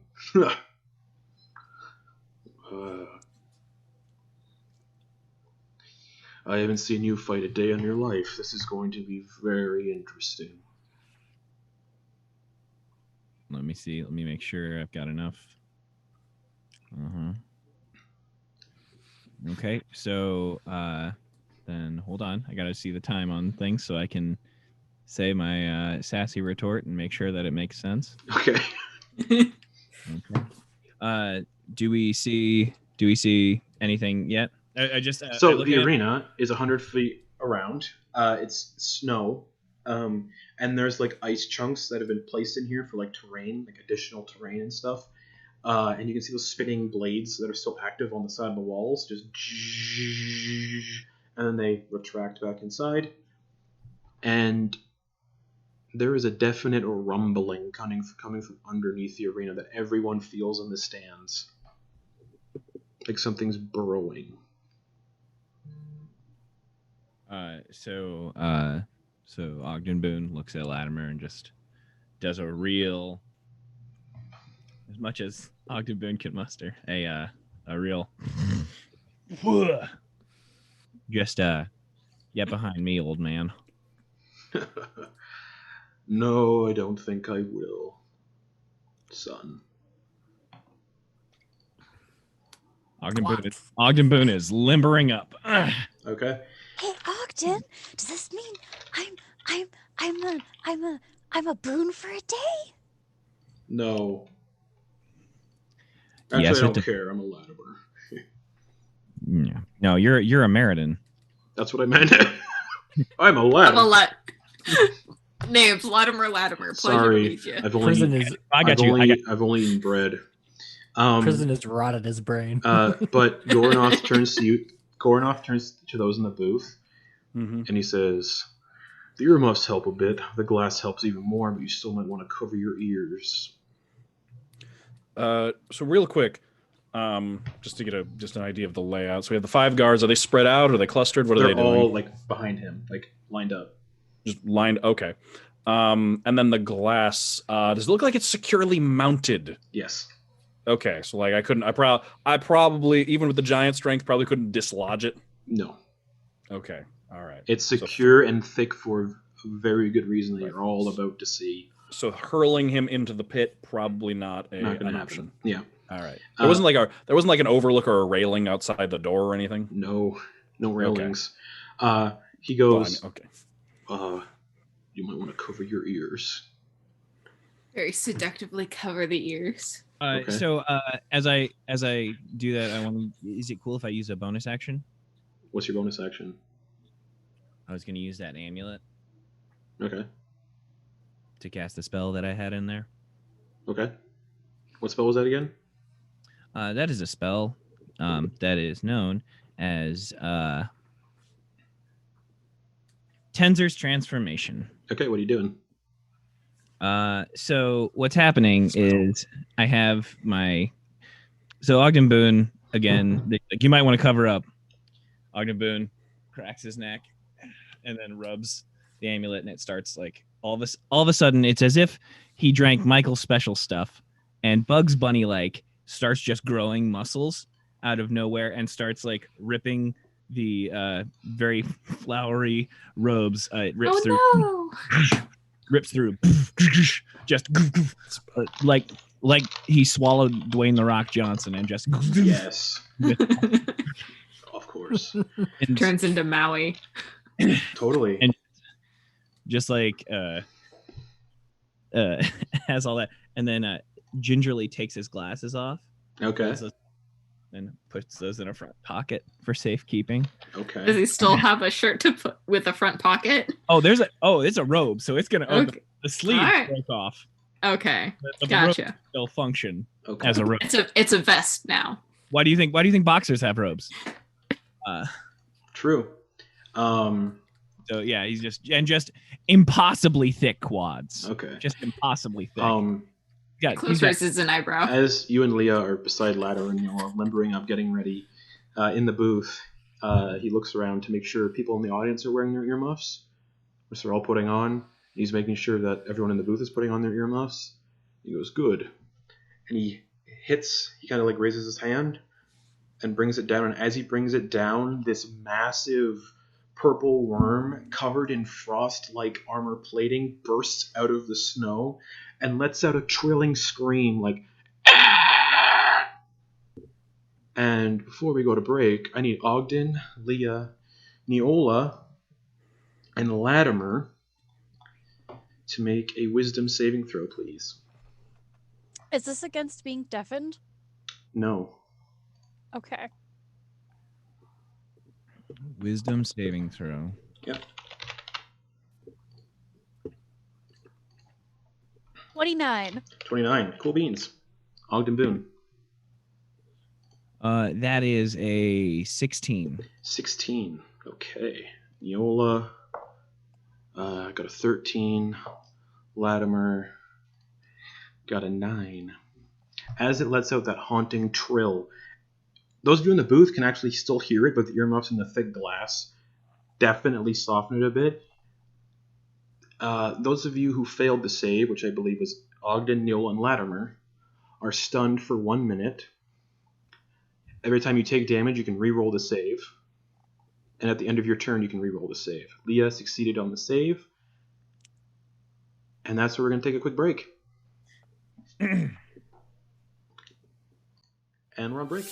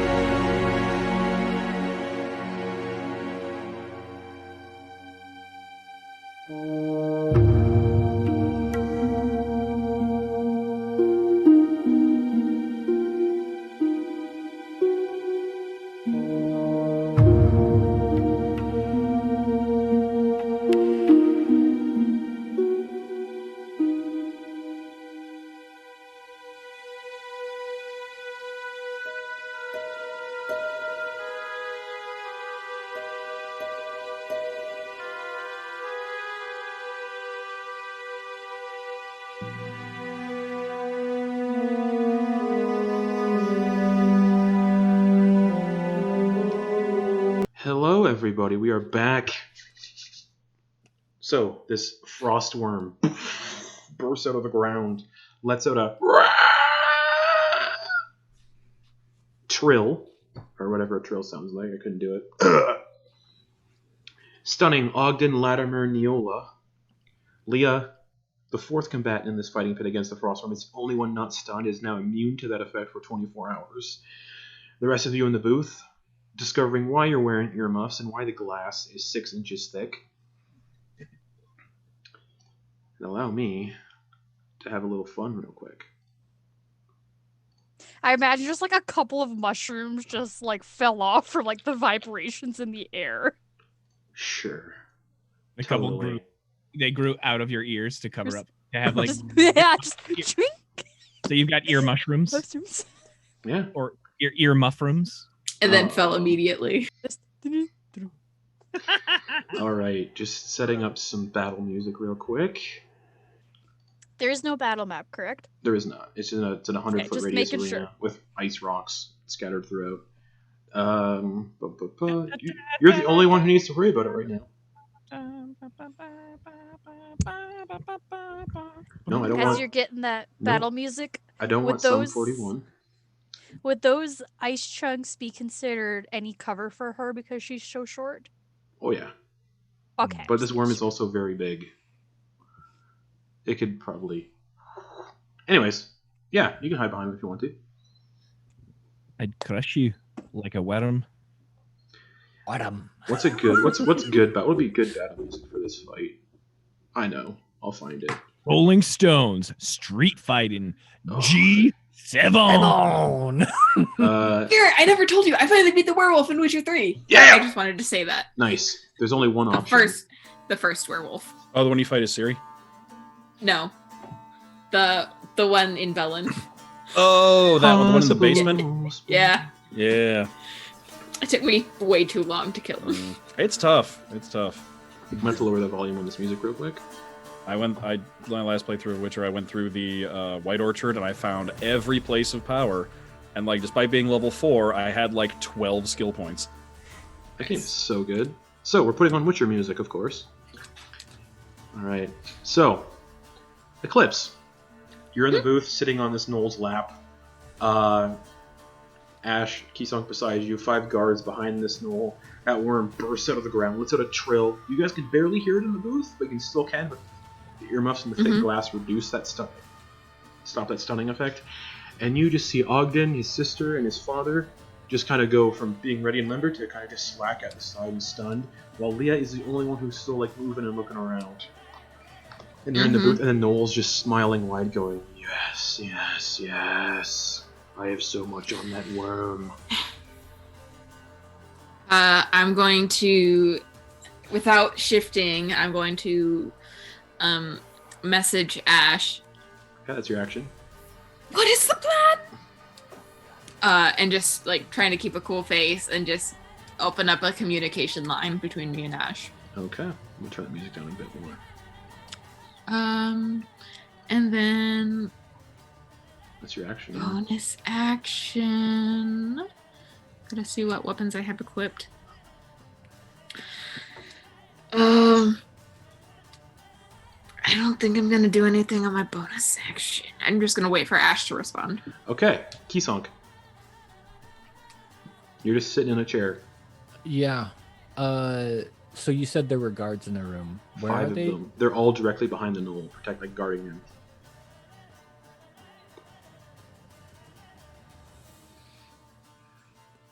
How much can they see of him? All of him. They're right behind him. But behind him, so the chair doesn't have a back? No, Or none of these chairs do. do. They're all like no. Oh, they're like stools? Yeah. Oh. Huh. Oh, okay. I was picturing like a high back throne, yeah. No. Ah. No These are fun. not that fancy.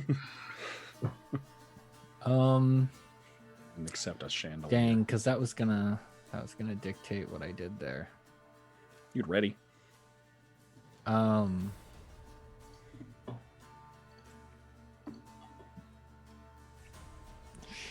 Sorry. You guys aren't even in combat, so realistically, Yeah. Yeah. there's not much. It's pretty you guys are free for doing. us. Yeah.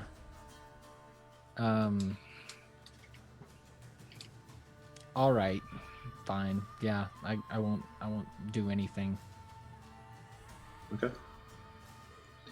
All right. Ogden.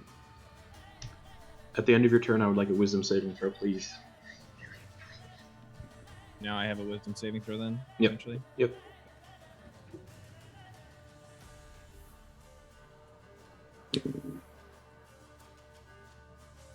All right. I'm guessing a 12 ain't gonna do it. You're still stunned. What? Just out of curiosity, what's your bonus to wisdom saves? +6. Oh, wow. Okay. Yeah. All right. Ash.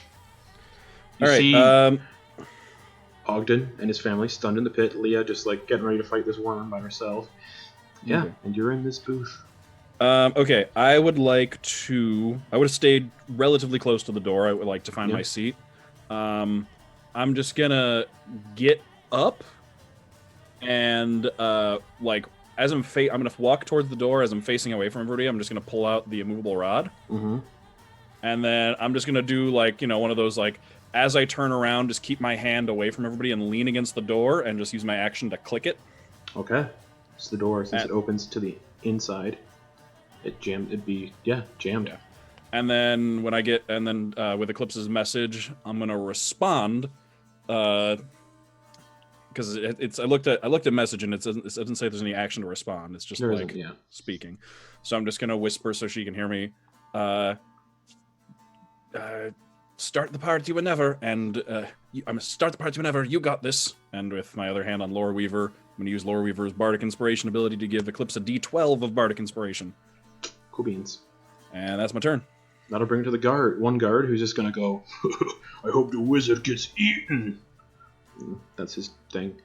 That'll bring it to Latimer. Wisdom saving throw at the end of his turn. Oh shit! 19 plus 1. Latimer is no longer stunned. He's like, ugh! That's Latimer's turn. Who is now immune to that effect. Okay, cool. Bring us one of the other guards. Goes, oh, the old wizard man, old elf man broke out. Oh. Bring it to Goranoth. We're just gonna go. Yes! Kill them! Kill them! Yes, yes, yes! Well, don't. Hopefully it doesn't kill the woman. That's gonna bring it to the Frostworm, who is going to slither ahead 40 feet after bursting into the middle of the arena, and it's gonna make a bite attack, 2 bite attacks against 2 stunned people, Neola and Ogden. It's gonna miss on that Ogden Boon attack, Tony. If you wouldn't. Do you need to be not be incapacitated to do that? It says someone you see. It doesn't say. But you're currently incapacitated. Yeah, but I mean, like, I want to make sure that I have the thing correct in the thing, because I don't think I have to say anything. Does it take your reaction? That's what I'm like. Yeah, does it take a reaction? If it takes a reaction, you can't do it because you're incapacitated. But let's look.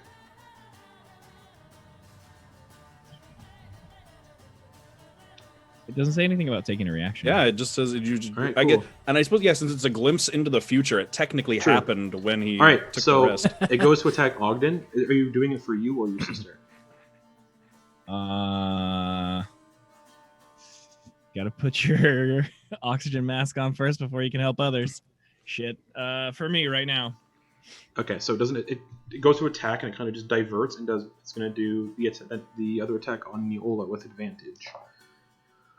Which is a 17 plus stuff. So that hits.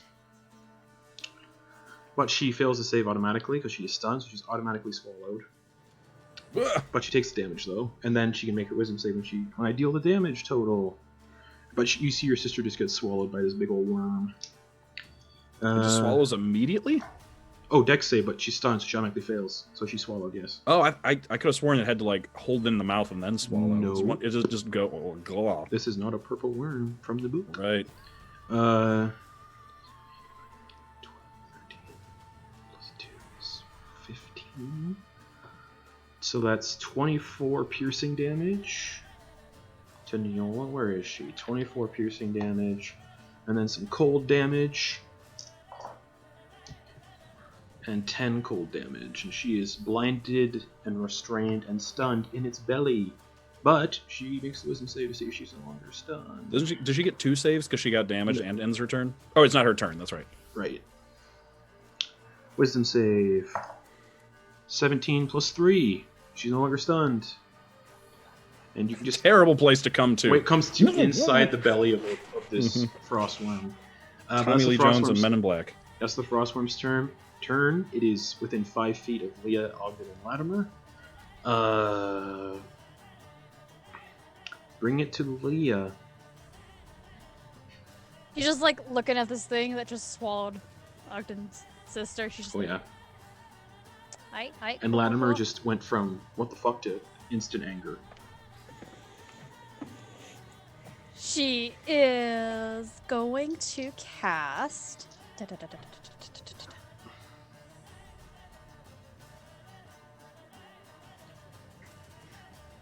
she like kind of like has her staff in one hand and just in the other, you just see this like ball of like necrotic energy in her hand just kind of start coming and just go into her fingers as she like points towards the giant frost ice worm and casts Blight at the 7th level. Okay. So it has to make a con save. Sure thing. I'm just sending y'all a picture of this thing. Alright. For extra help to imagine. Con save? Yep. 22. Succeeds, so it'll take half damage. Yeah. Big ol'. It's 11d8, that's still... Okay, Yeah. so that is 8, 9, 10, 11, 12, And yeah, you are within 5 feet of it.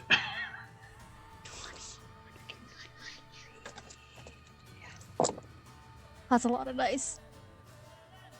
35, 37, 38, 39, 40, 42, 43, 44, 45. And then the last one. Blight man. 45, 45, 46, 47, 48, Only it was a plant. 53. Yeah. Right? Instantly failed to save. That is 53 necrotic damage. Reduced to half So- because they succeeded. So 20, 26. 26. Wait, yes. Okay. It just lets out a like. This is a big thing of blight just poof, explodes off its chest. Well, if it's not chest, it doesn't have one.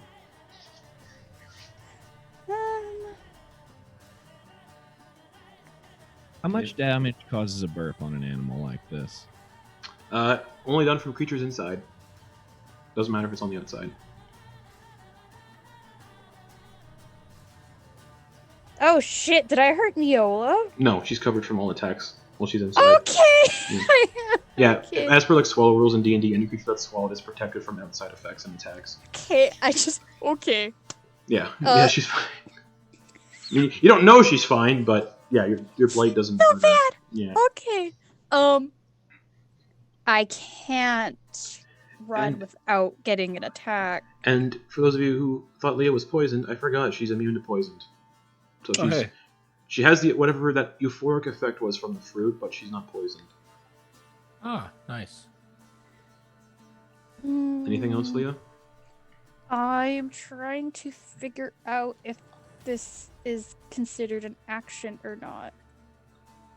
Okay. What are you thinking? The staff to use one of the things. That's an action. Okay, so I'm not gonna do that. Okay. I guess she's just gonna. Chill. Hope everything goes well. Okay.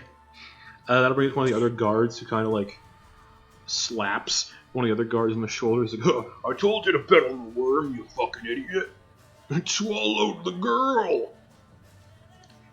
Yeah, these guards are just pieces of shit. Icarus is stunned. At the end of Icarus's turn, he can make a wisdom save.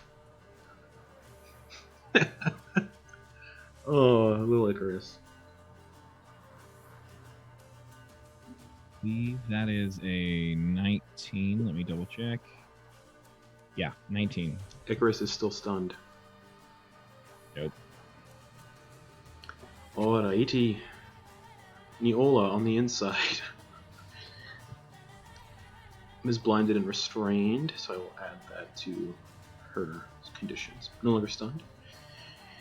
Oh, she's gonna attack. She's gonna start stabbing out. She can't do Hunter's Mark because you have to see the target, so she's just gonna stab out randomly with her sword with disadvantage. Ooh, 13 plus 8. That hits. So she stabs it on the inside for 8 piercing damage. But yeah, no one sees that because she's inside. All right. Better than nothing. Exactly. Does she have 2 attacks? She does! Second attack. That one doesn't hit. Okay. So that'll bring us to... Yeah, the other 2 guards not doing shit. Back to the top with Eclipse. All right.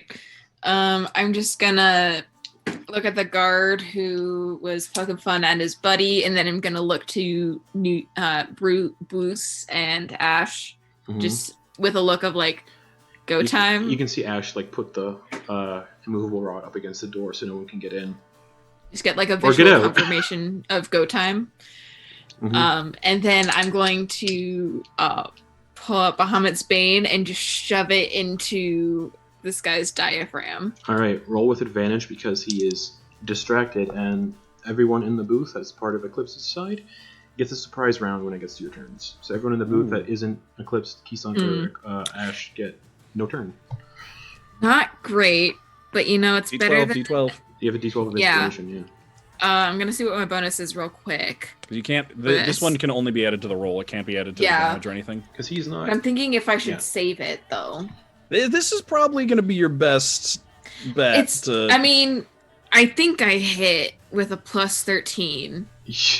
What'd you get? I'm not going to tell you, because if I tell you, then I can't use my True. Inspiration. Make a decision.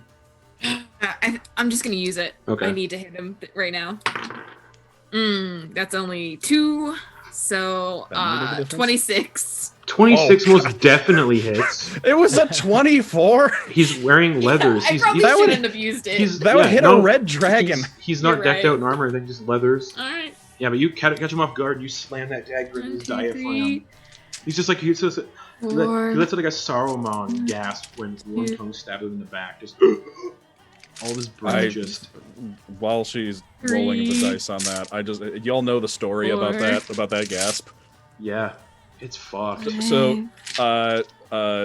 So Peter Jackson was like, yeah, so then you do this and you do this and you do this, and he turns around and looks at Peter Jackson and just goes, no, it would sound like this. And Peter Jackson's like, no, I think you should do this. And he just turns and goes, I know what a man sounds like when he's being stabbed in the back. Because he fought in World War II. Holy fuck! He was in the unit that the James Bond stories were inspired by. Yeah. He's the only Lord of the Rings actor who have actually met J.R.R. Tolkien. Christopher Lee's badass. And speaking of badass, so let's roll damage. Oh, that's very good fire damage. And sneak attack, and you do get sneak attack. Yeah, I was rolling it separately, but yes. So your swashbuckler. Yeah.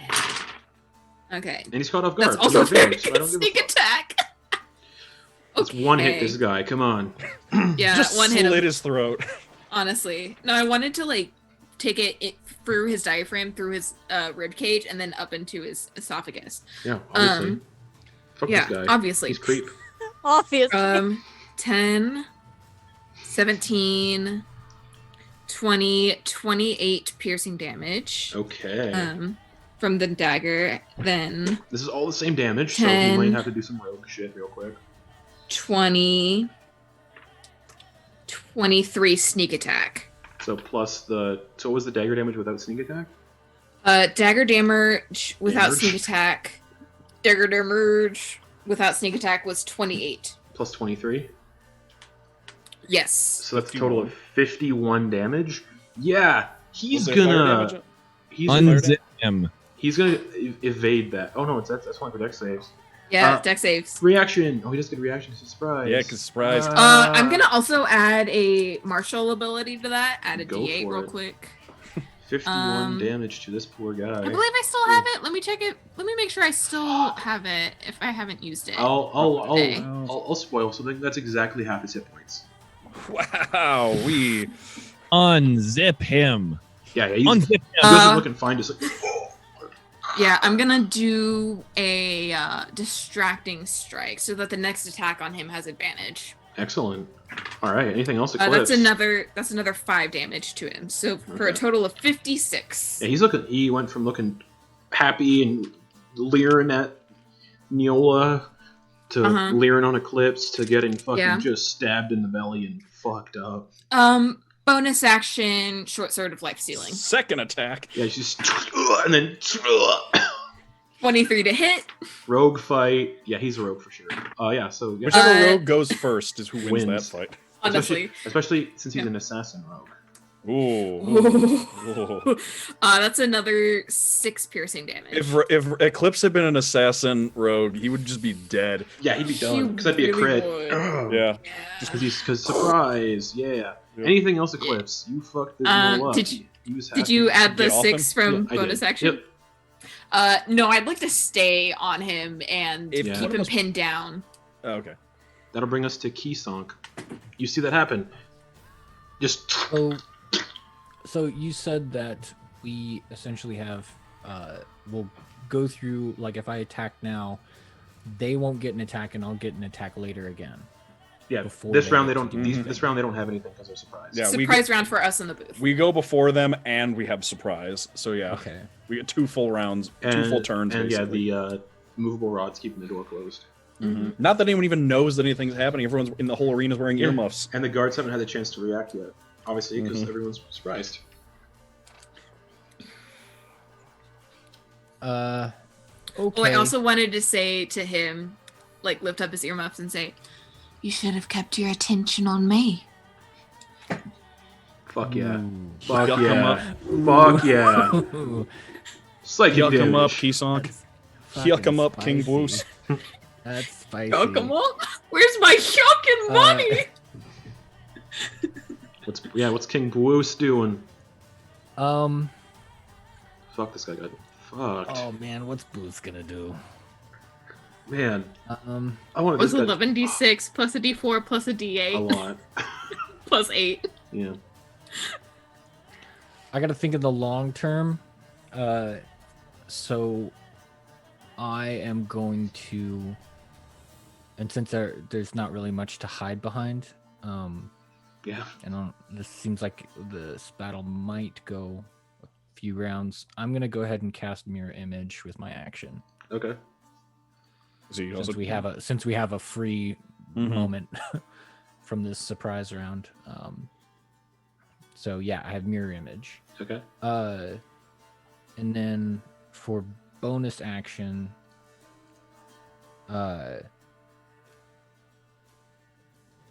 And Ogden, you're on deck with a wisdom save after this.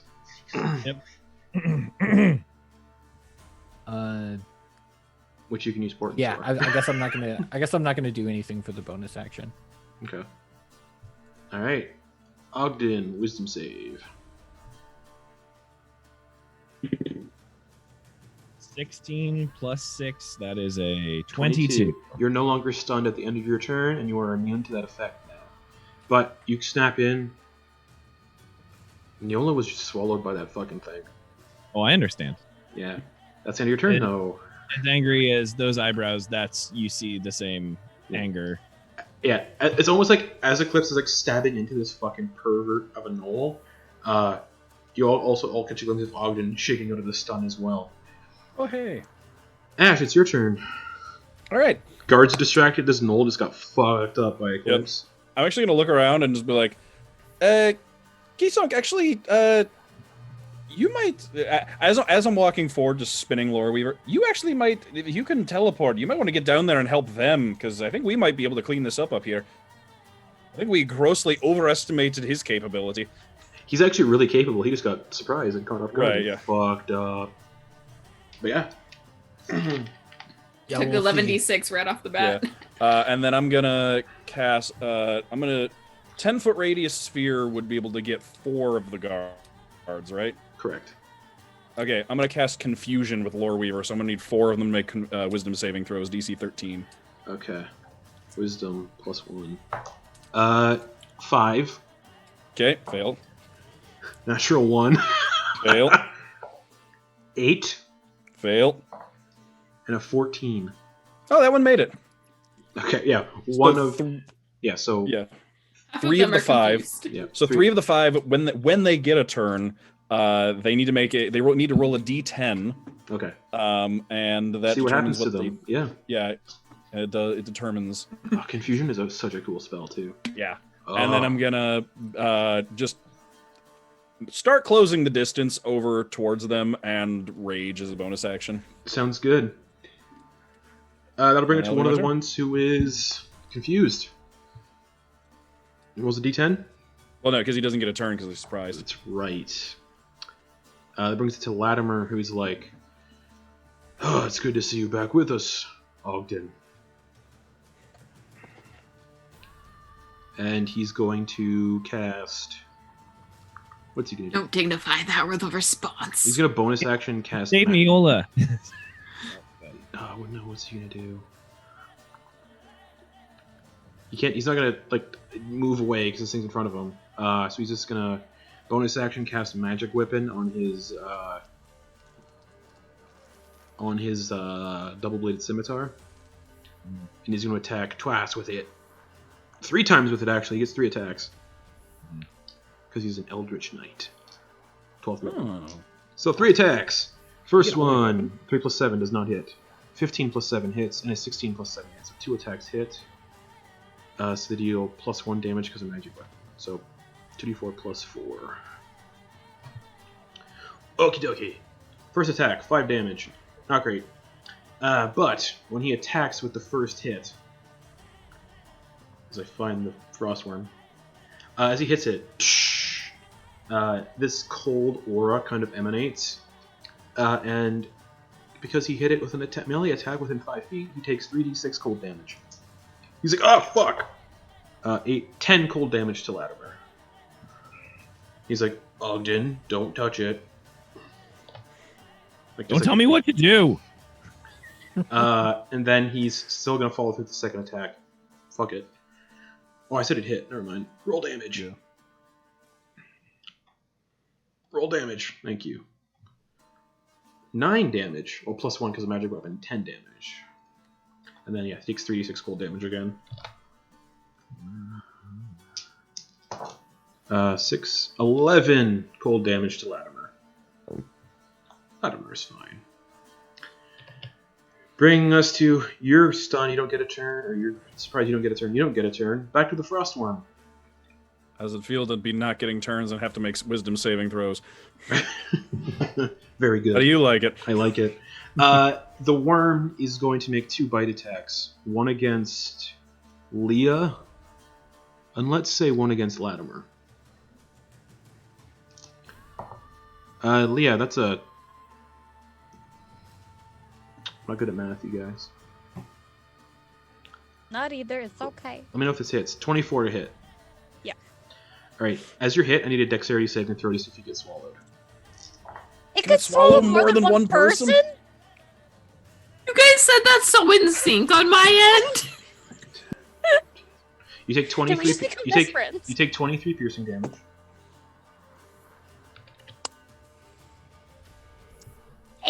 For a dex save? You're swallowed. So you're blinded and restrained. But I think you're immune to being blinded. I am immune to being blinded. So you can see perfectly fine in there. So your attacks... Well, you're blinded and restrained. But you take 15 additional cold damage. And for Neola, who's swallowed, Neola takes 3d6 acid and 3d6 cold. 12 plus 5. 17 acid damage to Neola. You can see Neola too in here because you're immune to being blinded. You can see Neola. She's not looking great. 7 plus 4. She takes 11 cold damage. She's being digested. So that bite attack, you're blinded and restrained, and this bite attack against Latimer for a 24 to hit. 9 plus 15, 24. Right? Yep. So Ogden, you see Leah get swallowed, and then it's gonna go swallow. See if it's gonna swallow your dad as well. It can swallow 3. It's gargantuan. Is there a limit? Doesn't say. Limit does not exist. This worm's name is Monstro. 22 piercing damage to Latimer. Latimer, make an X save, Latimer. 15 plus 0. Latimer's also swallowed, blinded and restrained. Okay. So now Ogden's the only one in the battlefield. So Ogden, you see your father get swallowed, you see Leah get swallowed. That ends the worm's turn, bringing it to Leah. You're blinded and restrained inside its belly, but you're not blinded, you can see. But you're restrained inside its belly. So, your speed's 0, obviously. Attack rolls against you have advantage. Your attack rolls have disadvantage if you're restrained, and you have disadvantage on dex saves. But you can see, so if you have spells that require sight, you're fine. She's just like looking at Neola and Latimer. She's just like Latimer's like in the process of sliding down the throat, so you can see his like face coming down through the esophagus. He can't see anything though. Neola's like covered in like acid that's eating away at her, and she's covered in frost from the cold damage. And the worm, you can just see inside the worm's throat as you're all slowly making your way to its belly. Is it looking hurt at all? Like, oh yeah, like, well, you can't tell from the inside though. You can see where she stabbed it twice with her sword, but it's like flavor-wise, she's like has her staff, and she's like tries to like kind of like swing it, and with the skull of I think it's Orcus on the end of it, she's trying to like hit it against it, and she's going to cast Finger of Death. Okay, so it's an attack roll with disadvantage. Oh wait, a Finger of Death is a saving throw, that's right. Don't roll it. You fucker. Yeah, you don't, Ogden. You don't know this is happening though, because she's inside. You can't. Oh yeah, you can't can't see it. You can't see it. Well, wait. No, but the roll is on the creature I can see. Yeah, but That's right. It's the creature you can yeah, see. But he doesn't know. But he doesn't know this is happening though. He doesn't know Leah's casting Finger of Death inside, so I'd say it doesn't work. If that's sure. Because you don't really know what you don't know she's doing that in there. Hey, valid. That's how it goes. That's how it goes. Natural 20. Fuck you. So it's half damage. It's still half damage, yeah. And Finger of Death is still gross with half damage. It is. Ooh, I rolled decently so far. Okay, so 8, 9, 10, 11, 12, 13, 14. So, 15, Latimer and Neola, you see this 16, blinding 17, flash of like green light on the inside. You can actually kind of see it. No, you can't see it from the outside, but yeah, just. 28, 29, 30, 32, 33, 34, 35, 36, 37, 38, 39, 44, and 42. 42 plus 30. 72. Half of 72 is 36. So it takes 36 damage, yep. Oh, it needs to make a con save. Because it took more than 30 damage on a single turn. You motherfucker, Leah! That's a natural 1. Haha! Fucking chicken strips! Fuck them! Oh, this reminds me of last week. I did the same thing for Raptor Frost. Fuck. Is this worm about to do what we're all gonna do on Thanksgiving? The worm regurgitates all swallowed creatures who land prone You do within 10 Thanksgiving. feet of the worm. So, Leah, Latimer, and Neola land 10 feet prone in front of the worm. Just it just pukes the 3 of them out. Yeah, that's Leah. Anything else? You're prone on the ground, covered in worm vomit. It's a good thing you did that because Neola probably would have went down on the next turn of being digested. Because I cast that from my staff, I could cast something else as my action. No.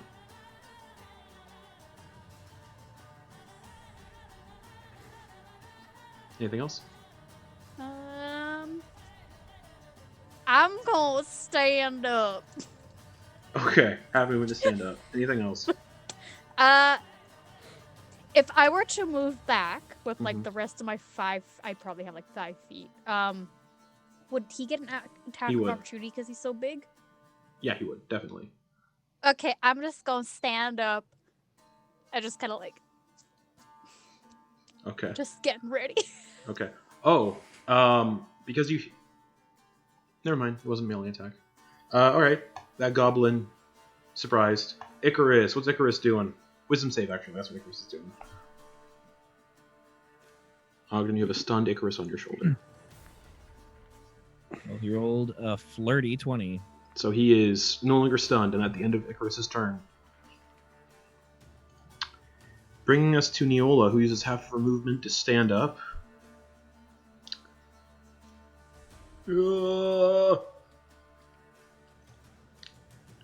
She really wishes she had Eston here. She's gonna cast. No, action to disengage. So good, our melee guys were in with the She's gonna use an action to disengage because she's more ranged, and she's gonna. Got 10-foot reach. She's gonna disengage. Action, and she's gonna run back 30 feet and get ready to shoot some arrows. Actually, bonus action. Bonus action, Hunter's Mark on it. That's what Rangers do. You don't get a turn. You don't get a turn. Back to Eclipse. You see the worm regurgitate everybody that got swallowed. I'm gonna turn. And the Gnoll is pissed. He's like, oh, well, he's not pissed. He's like, oh, dying. I'm gonna turn his face to look at me, and I'm just gonna twist Bahamut's Bane inside of him. All right, an attack roll. Just a straight attack roll this time. Dirty 20? Dirty 20 hits. Oh yeah, he's only wearing leather. Yeah, he's just a rogue. Yeah, let me roll my. He's not a rogue wearing samurai armor. That's right. Are you the only? Is Eclipse the only creature adjacent to him? I think News. Well, the guards, or but oh, are the guards adjacent to him? well, they're directly behind him, but she gets sneak attack anyway because it's swashbuckler. Oh, okay. I get sneak attack in all occasions. Fire damage. Unless you have disadvantage, yeah. Yeah. Is math is so hard. It is. 8 plus 5, 13 fire damage plus. Okay. This guy's looking so fucking bad. That's 3 plus 8, 11 piercing from just Bahamut's Bane. 2, 3, 4, 5, He's 6. He's not getting a turn at all. It's 11. Wow. That's funny. 16. 19 sneak attack. How do you want to do this to him? Yeah. That's so fucking cool. Like this whole thing is so so theatrical. cinematic. It's Yeah, awesome. Yeah. How do you want to do this? You in the belly, and you start pulling it up, and you start twisting it. How do you want to finish this fucker Lannisters off? send their regards. Shit. He's like, I'll be taking my friends now, and I'm gonna pull it out, stand up, and push him back so that the guards see that he's now dead. Okay. And then as he stumbles back, just intestines coil out onto the floor in a steaming basically pile. just break through his ribcage Yeah. instead of pulling it out. So yeah, just everything just like falls out of his belly onto the floor, his intestines, his organs, and he just on the floor dead. Didn't get a fucking single turn. Nah. This assassin man. rogue, man. I mean, I spent like so long making up this cool Gnoll, and then he's just like, "Nah, fuck you, bud." Sometimes Love it's how it goes. Love it. Bonus action, inspire. Please the No, I'm gonna take a bonus action attack. Get these guys out of the way and help people. Okay, so you leap over his body and you attack the closest guard, who's confused. Yeah. That is a 18 to hit. 18 hits. Sweet. They're not wearing plate Just armor. I imagine- forgot. They're not wearing plate armor. I got that wrong. They're wearing leathers Okay. as well. That's another 6 piercing damage. Okay, this Hobgoblin's just Holy max confused. damage. Still hasn't he's still confused, so he still hasn't brought in anything. You just stab him. Does anything happen to him if they're confused and they take damage? I don't think so. Let me double check, but I believe it is just saves at the end of the turn. Man, Nothing. No, Coins. nothing about damage. Kisonk. Okay. Eclipse just fucked that guy up. Is so fucking cool. Like in my head, you like kicked his chair over. He falls back, and you're just lazily holding this dagger, and Who's then next? you go in and get. So yeah, Eclipse doing the most here. Just shanks this guy Eclipse fucked. dead. Yeah, 100 and rolls off the chair and just comes up and impales another. 100. Yeah, wait till I pop up my cool. wings when we finish these guys and 102 fly down into the arena. 102 fucking hit points gone like that. So We got to get through the man. window though. How far is the We group? We can From the unclick window. the rod. 60 feet We down. just run down. Yeah. Oh, they're 60 feet Well, away. But you also have to run through the stands, which is technically I mean- difficult terrain with all the people sitting in it. yeah. But I can fly down there once I get my wings. You could out. easily. You can just fly into the arena. Yeah. You're 60 feet up, Exactly. but you're also kind of like Mm. to the back. You're kind of like up on an Yeah. angle like this. 80-foot fly Alright. speed. Once we go down, we'll bardic inspiration each other so we don't insta fail that wisdom save. Oh yeah. Yeah. All right. I think I'm gonna try and buy them guys some time. It looks like they're having trouble. And I'm pulling my Because- sword out. I just got like, you got this, Nice. because it is for a creature that I can see, good thing there's a window. I'm gonna hopefully cast polymorph on this worm. Okay. and turn it into a literal worm. Or Natural like a one. little worm. It just into a tiny little worm. And everyone in the Now- audience is kind of like looking around like, where the fuck did that come from? No one in the audience, no one in the pit moved their hands. Interference rule time. They're just gonna barge into this dude's chamber? They can't. Yeah. Also, no one can see where it even came from. I know. But now people are like, what the fuck? Anything else, Kisong? We're gonna need to start fireballing the stands.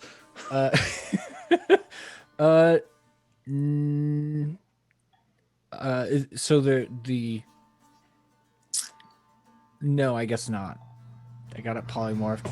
I'll have to wait until my next turn to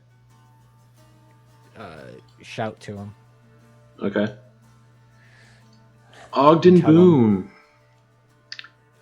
The purple worm turned into a worm. It's wriggling around on the ground. Remember, Neola said she wanted to kill it so it doesn't escape and fuck up the villages nearby. Great. So with the ring, is there what's the rule for at will spells? If I cast an at will spell, is that an action? Yes. Okay. All right. And all right. Then I will skip that semi-plan and go with the plan that I had. I'm going to cast haste on myself. Okay, you cast haste on yourself. Great. And you still have Tancer's transformation, which you're like a buff. It's like, whoa. Yes. And according to that rule, it gives me an extra action that I can use for an attack. Correct. With Tenser, you get to take 2 attacks instead of 1. Correct. So I'm going to go up with my quarterstaff, and I'm going to smash into that worm. Okay, make an attack roll. It has like no AC. Did you and leave 1 Peggy hit point. behind? Oh no, Peggy's still there. But I think Okay. actually, just for fairness sake, I think it says in haste that the action can only be used to take 1. Yeah, 1 weapon attack only. One Okay. additional weapon attack, yeah. For the haste action, yeah. right. So we'll just ironing this out then. So does that mean that my attacks in the future will be 3 attacks total? Yes. Yes. 2 But for the with- action, 1 for the haste action. Yes. Yes. So this one I was only counting on 1 attack anyway. Okay. So roll to hit the little wriggling worm on the ground. All right. That's like, yeah, like a little earth worm. Oh, that's a natural 20. Roll damage, multiply it, or roll damage dice twice. And then that damage will carry over to the purple worm when it reappears. Great. So I just want to make sure I have all of this correct, because it's going to be a lot, because I'm adding in the Tenser damage Correct. and I'm adding in the Calamitous damage. Correct. I'm just imagining Ogden like fucking chalking it up and elbow dropping this worm. Quarterstaff. Yeah. Where is that? Okay, so if I'm not mistaken, Tenser is 2 12s. Yeah. And then the Calamitous is 2 6s. Correct. All right, so I got 2 12s and 2 6s. Oh man. So yeah, you can either, yeah. 12. Oh, I just thought of something that would have been so funny. And then 2 6s, and then a third 6 for the the quarterstaff damage. Yep. All right, here's all the damage. Icarus had picked up the worm and flew it up into the air and then just dropped it, and then Ogden just baseball swung it as it fell. And it Just takes sends it damage, into the and it's stands. sailing up through the air. Whoa, frost worm. Just send it into the stands. Kill all the people that are just sitting there like, oh fuck. Oh, Yeah, run! they're here to watch people fight to the death for sport. Slaves included. Like, screw these Arma's people. a bitch. If they're These here, people fucking suck. All these people if they're fucking here, suck. they're dead to me. Like, I don't. Yeah, they all fucking suck. Right. So, And there's still Alright, a dragon so- below the base. it's 9 necrotic, then Okay, so the double. worm takes 1, and then the frost worm comes back and takes 8. Just and then Doubled. Wait. So I'm doubled. No, so it was. So I'm sorry. I'll try and be more clear. I did 1 damage with the quarterstaff. That was okay. I rolled. And then I'm saying it's 9 necrotic for the 2 6s multiplied by 2, which is 18, and then it was 15 with the tender force damage multiplies by 2, so that's 30. So it's a total of 40. It's 49. Nope. The staff was also, so it's 50 damage. Okay. In total. Okay. So the little earthworm does, and then put the worm back. That's Eclipse kind of damage right there. Yeah. Anything else, Mr. Boon? No, I don't think I have anything else What's left to do. What were you saying? What's up, Sam? In terms of fairness for continuation, I just remembered something that would not change the majority of what just happened on Ogden's turn, but it is an important difference. Okay. Yeah. While Tensor's transformation is cast, you can't cast spells. It says that? Yeah, I just remembered that. Because it like turns you into a fighter, basically. Okay. You didn't cast any spells though. That I remember. But if you didn't, because you cast haste. But if he didn't cast haste, you would have the action where you used to cast haste, which you could have used to attack. So you don't have haste. Okay, so I guess I'll attack again. Okay. Yeah, sorry. Just remember that. We got to figure out the rules with that amulet, because that's why that strat was something I was thinking about, because the amulet is different. Well, if Tensor's transformation specifically said you can't cast spells, well, you're transformed into. If you cast haste first and then Tensor's transformation, then you would have both. Yeah. Because you can maintain the spell, but yeah. So I should have cast haste beforehand. Yeah, I guess. I guess. Well, what a fun, sexy time for all of us. So, does a 20 hit?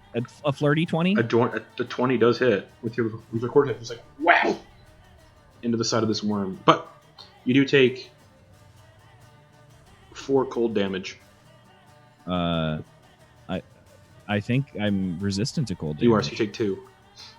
Okay, so I take 2 damage. As its freezing body just mist kind of coalesces out, and yeah. So the damage for that attack.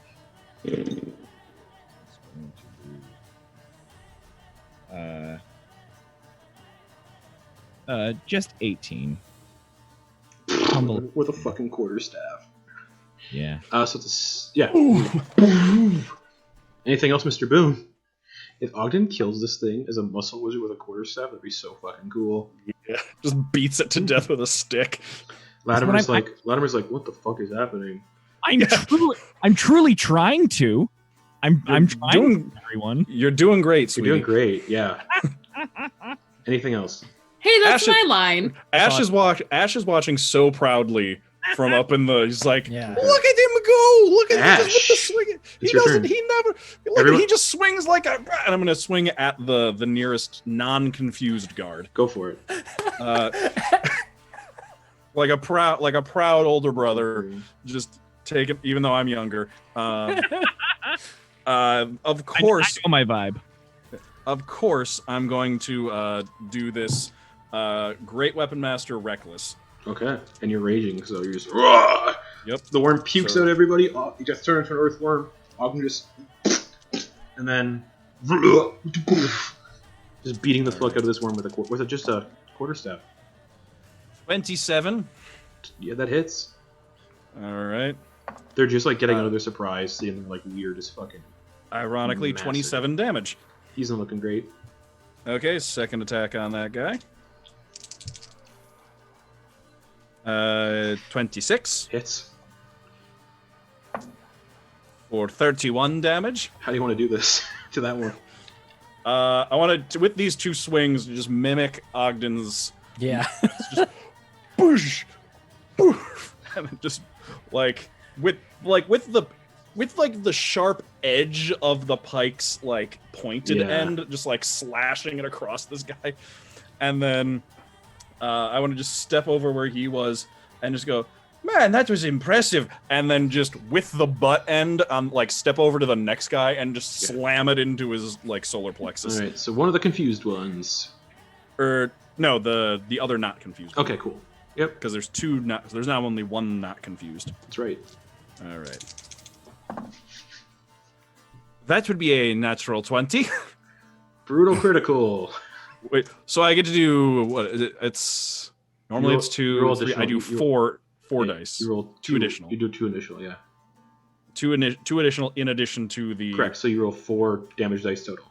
4d4s. It had to be on the butt end, though my Unforced trauma. Yeah. Let me. Yeah. This fight is definitely not going how my test encounter went, and I love it. Mm-hmm.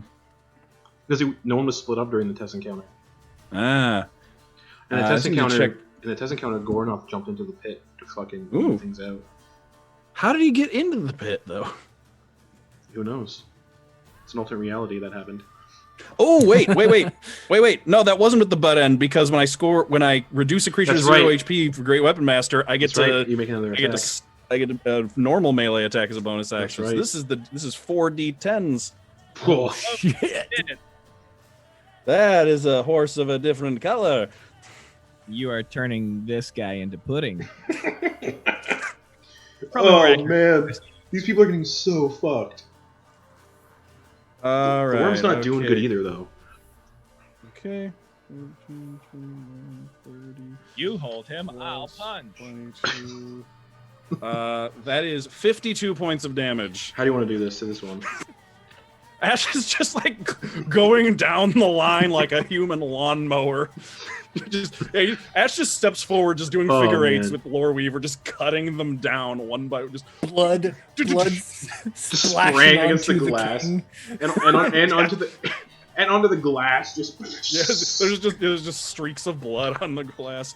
Yeah, everyone in the pit can see the glass. Just as Ash is moving, he's just gonna manifest a helm out of the armor to cover his face, as the blood splatter hits it. Yeah, how do you kill this? Look at Ogden go. He's doing so great. Shit, how do you dispatch this one then? So it's just be 2 swings on the first guy and then come up to this one. I'm just gonna just as I turn, I'm just gonna bring the pointy, grab it just at the head, so it's I'm holding the pointy end like a dagger. Nice. And just swing it forward into the back of his head, so it comes out one of his eyes. Yeah, and just hold him there. Look at him! Isn't he doing great? And I'm gonna make him nod before I pull it out and drop him to the ground. Okay. Anything else? No. Now we got 3 confused guards left in this room. Yeah. That'll bring it to one of the confused ones. D10. 3. All right, a 3. Let me look up confusion. Creature doesn't move or take actions this turn. Great. Latimer! Just stands there. Do they make a save for confusion at the end of their turn? Or no? End of his turn, yes. He makes a wisdom saving throw. Okay, cool. Hobgoblin Devastator. Natural 1. Nice. Are these the spellcasters? Yeah. Oh. Also, they have quarterstaffs, not glaives. But I'm giving them glaives. Okay. So I said glaives. Latimer is he just looks at Ogden what the fuck is this shit? He's not expecting it. He's he got swallowed after doing magic weapon. Con saves. He loses concentration on magic weapon. I think he's gonna do a second wind. No, wait, how bad is he looking actually? Nah, he's not. Fuck it. Latimer's a tough boy. He doesn't want to be seen weak. Yeah, 3 double-bladed scimitar attacks. Miss for 14, 17 with 7 hits. For 8 slashing damage. And the cold damage bursts out and hits Latimer. Okay. 8 cold damage to Latimer. He's just covered in frost. He's looking fun. He's actually not looking great. But he's covered in frost. He's gonna make his 3rd attack, which misses. Doesn't matter. Bring it to another confused hobgoblin. For a 10. Ooh, a 10. That might be good for him, actually. The creature can actually act and move normally. He gets a turn. Cool beans. He's like, I'm taking you all with me. And he's casting Fireball at his feet. Oh, boy. I need everybody in the room to make dexterity saving throws. How can I see? Can I see that? It's not within 30 feet. Not within 30 feet. Definitely. 60 feet, 60 feet, pretty far away, yeah. So yeah, just a fireball. And you know what? The fireball just... The ceiling of this booth just... And it starts raining down into the stands. Crushing people. That 6-foot thing of glass, still intact. Climb over it. What about the walls? The walls are like blown off, yeah. Just... So it's just the window still It's standing? just the glass. Yeah. So dex saves from all the hobgoblins as well. So hobgoblins... 15. 15. In honor succeeds. of my boy, who I'm very proud of, flirty 20. That succeeds. Eclipse, dex save. Eclipse also got a 15 with evasion. Succeeds. Okay, the goblins. 17 plus 1. 13 plus 1. There's 3 of them, right? Yeah. 14. So everyone in here succeeds. So instead of taking 25 fire damage, everyone in here takes 12. That's what happens Except when for you announce me. your attack. Oh my god, Eclipse Doesn't take any damage. I'm just picturing this as Eclipse sees this coming and just ducks and rolls, grabs the guy's corpse by the collar, and just picks it up and uses him as a shield. Mm-hmm. Yeah, Just, I'll do that. and as like the smoke and fire clears, you guys can hear people screaming in the stands as they're now starting to like, okay, what the fuck, run away. As pieces of the stand, like good chunks of the stand, just land, just crushing people in the stand. These terrible fucking assholes. And the hobgoblin's still up. He's just like, ugh. Bringing us to the frostworm. How much damage did the fireball do? 12. 12. It would have been That's- 25, but everyone succeeded, so 12. Okay, thank you. Sensing the explosion and the destruction of the booth. Everyone, I need Eclipse, Ash, Keysong. Do we still have our headphones on? Never mind. Yeah. We'll have promotes on. Never mind. That's right. Never mind. It is going to do 2 bite Better attacks. protection, kids. It fucking hates Ogden Boon. It's doing both bite attacks at Ogden Boon. If it swallows him, cool. If he dies, he dies. That's a 90 to hit. No, it's a... A 90. There's a 90 hit? That's a 31 to hit. Might as well be a 90. Just... Oh yes, sure, gosh. Ogden, yes. you see that fireball explosion and pieces of it raining into the stands? You look over, just as the worm's like... I like the sequence actually. It's like long splatters of blood on the glass, and then the whole room just explodes. Yeah. So What Ogden, kind of horror movie? Ogden, you take 24 piercing damage. You also take 10 cold damage, reduced to half because you're resistant. Take 5. And I need a dexterity saving throw to see if you get swallowed. All right, so that was, you said 24 plus 5, so 29 all day. Correct. Okay. Is it just... And a dex save to see if you get swallowed. Swallow the muscle lizard. This music is so good. No, I just want to play Witcher again. Great. Right. Heart of the cards. I love the expansions, my lord. The expansions are so good. Right. Slurp. Ogden is swallowed, blinded. So you see this awesome explosion after blood splatters the window and you get swallowed, blinded and restrained. And it's going to turn its second attack onto Leah. She's just like covered in the Boom. goo, just kind of like, Aw, dirty 20 to hit. that hits. 5 plus 15. Now it's my turn. It has a plus 15 to hit. You guys are level 14. Alright, now it's my turn. You take 20. You take 29 piercing damage. Don't worry about it. And you fine. take 13 cold damage. Right. And I need a dexterity saving throw. See if you also get swallowed. I'm just gonna assume I'm gonna fail, but Okay. this is fine. But maybe not. No, that's an 18. You're swallowed. Yeah. So you and Ogden are both inside its belly. You can see But I Ogden. blinded. Yeah, you can see Ogden. Muscly. His Tensor's transformation. Oh, never mind. You put it in the amulet. Cool beans. Leah, your turn. You're inside its belly. You good, Ogden? As I can't see. And actually, the worm is outside. actually going to look at the booth. No. It's going to start moving through the stands. Just.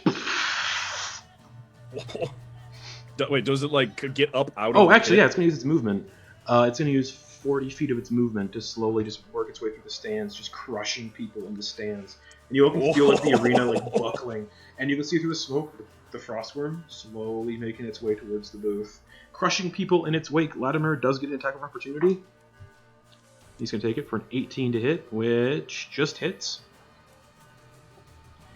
Does Leah get an attack of opportunity? She's inside of it. Oh, that's right. You got swallowed. That's right. So for 7 slashing damage, Latimer takes... Oh no. 16 cold damage. That's Latimer, you're doing spicy. some bad trades here. He doesn't want to be seen as weak. He's very stubborn. Call Hobgoblin. that toxic masculinity, pal. Hobgoblin. 7. D10. What? 7. 7? Why, a 7 is... The creature uses its action to make a melee attack against a randomly determined creature within its reach. Okay, so there's 2 other hobgoblins. there's Eclipse and Ash. What's a D4? Am I adjacent to this one? Yeah, this is the next one to you. Oh, okay. Do I okay. not go after the worm? Right. Did I skip your turn? Yeah, I got swallowed. Then he said it moved. Sorry, yeah, it did move. So that's its turn. Now it's your turn. Oh. Sorry. Yeah. Okay, so that was that- we'll keep the 7 though for Yeah. confusion. Okay. She's just like, fuck, not again. And Back again. back Look, at it yes. again. Guess who's back? Help, it's again. Back again. And I wanted to do a thing, but that would probably kill Ogden, and I'm not gonna Nice. kill Ogden. I appreciate that. No, it won't. If I cast Cloud Kill in here, yes, it will. I don't know. You're so immune to confident when you poison, have you're muscles. not. What are you doing? She's just gonna put a hand, kind of like hand on the creature. Okay, as soon as you touch it, you take 11 cold damage. Even on the inside? Touch it, or hit it. And then she's casting Blight at the 6th level. Con save, bitch. You don't have to touch it to cast light, but yeah. I know, but touched it. she's just like flavor. That's gonna succeed. That's a 13 plus 12 for a 25. Yeah, that does, but it's still 10d8 halved. Yeah, it could puke everybody out again. Puke everyone out into the stands where there's like debris and just crushed corpses. 11, This 17, worm 18, is getting ready to leave. 1, 2, 3, 4, 5, 26, so 7, 8, 29. I'm that Noel, man, that Noel. Where's Neola's in the turn order? She's oh yeah, shit. She would have had no. She's far away with the bow. She hasn't had her turn yet. Okay. Since she ran off. 4, 5, 6, 7, 8, 9. Plus 50 even, so have 25. 25. Doesn't need to make a con save. Actually, wait. Yeah, no, it doesn't. It does not need to make a con save to puke anybody up. But the worm looks okay from the outside. On the inside, Leah is a different story. On the inside, he's getting some bad indigestion. Oh, it's real gross in there. It's like melting and stuff. Gross. Sweet. Yeah, the body looks good, but the guts on the inside, they're falling apart. But so yeah, Leah. Anything else? No, I don't think there's anything Okay. I So- can do. Yeah. Okay, that'll bring us to the Hobgoblin who got a 7. He's attacking randomly. We'll say 1 for Eclipse, 2, 3 for the other Hobgoblins, and then 4 for Ash. All right. 4! He's going for Ash. There, well, he has advantage. And he's gonna... what's he gonna do?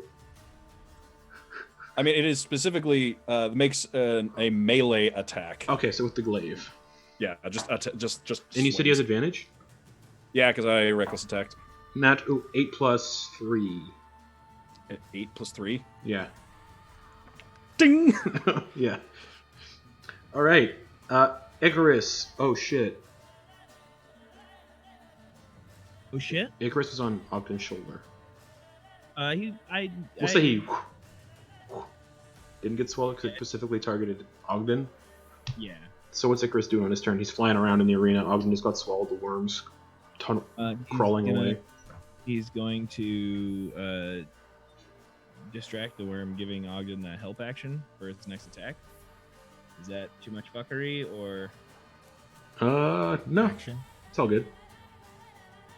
You just distract the worm, so Ogden's next attack inside the worm. He's gonna fly in and try and get its attention. Okay, so your next attack is actually just a straight roll because you're blinded and restrained. All right, Neola, hunter's mark on that fucking thing. She's gonna shoot an arrow from her longbow. Natural 1. Tink! Off the armor plating. She has another attack, so another arrow. For a 28 to hit, which hits. So that's 7 damage plus Hunter's Mark. She casts it at first level, but the damage doesn't change, I believe. For 4 additional damage. So, yeah, cool. The worm's just making its way up. An arrow hits it in the armor between 2 armor plates. She's like, fuck.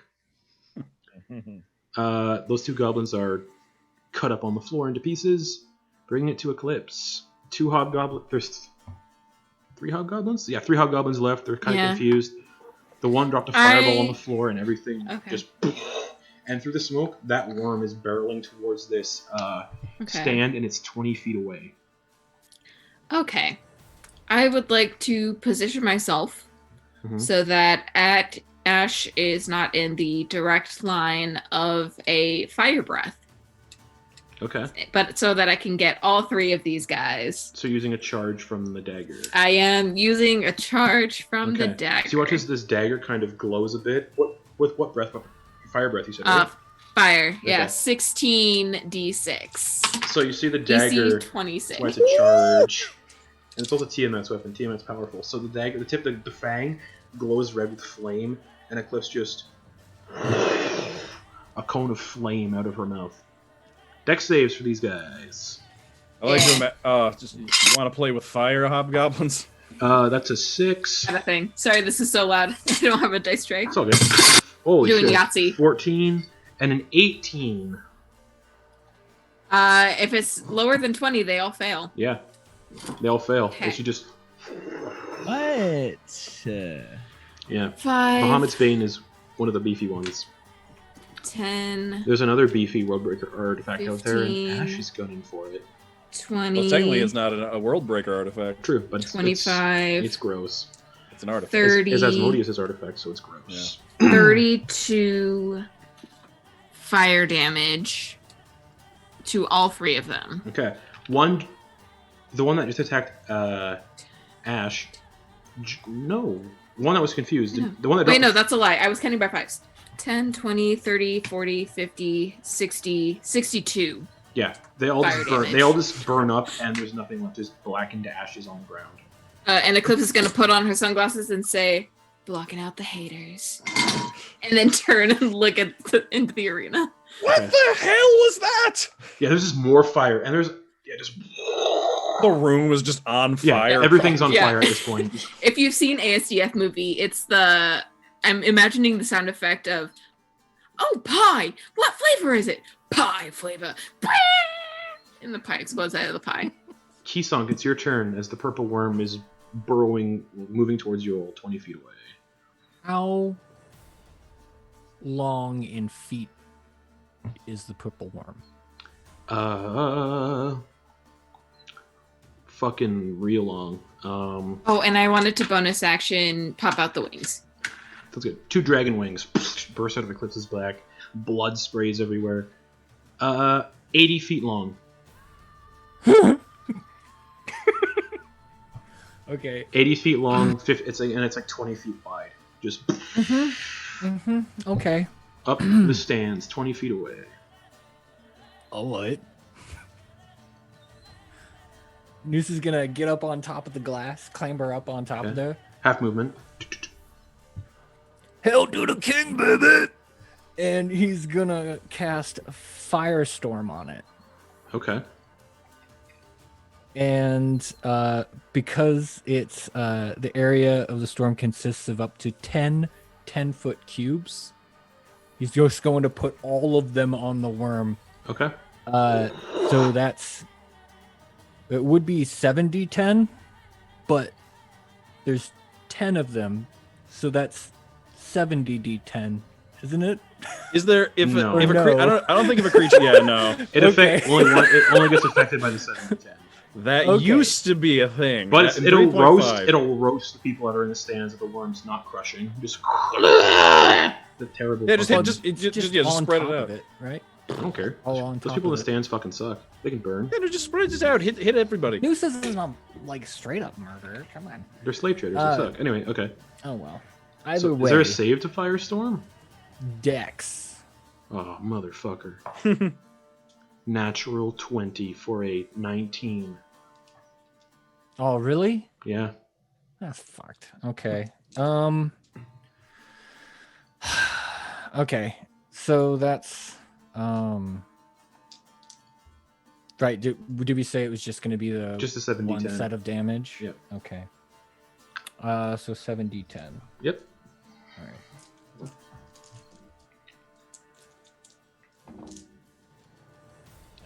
That's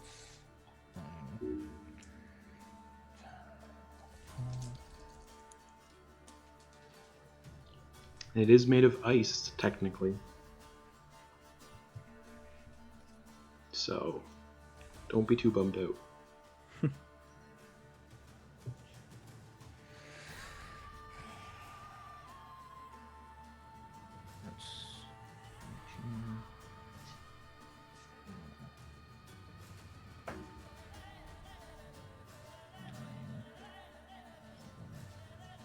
okay.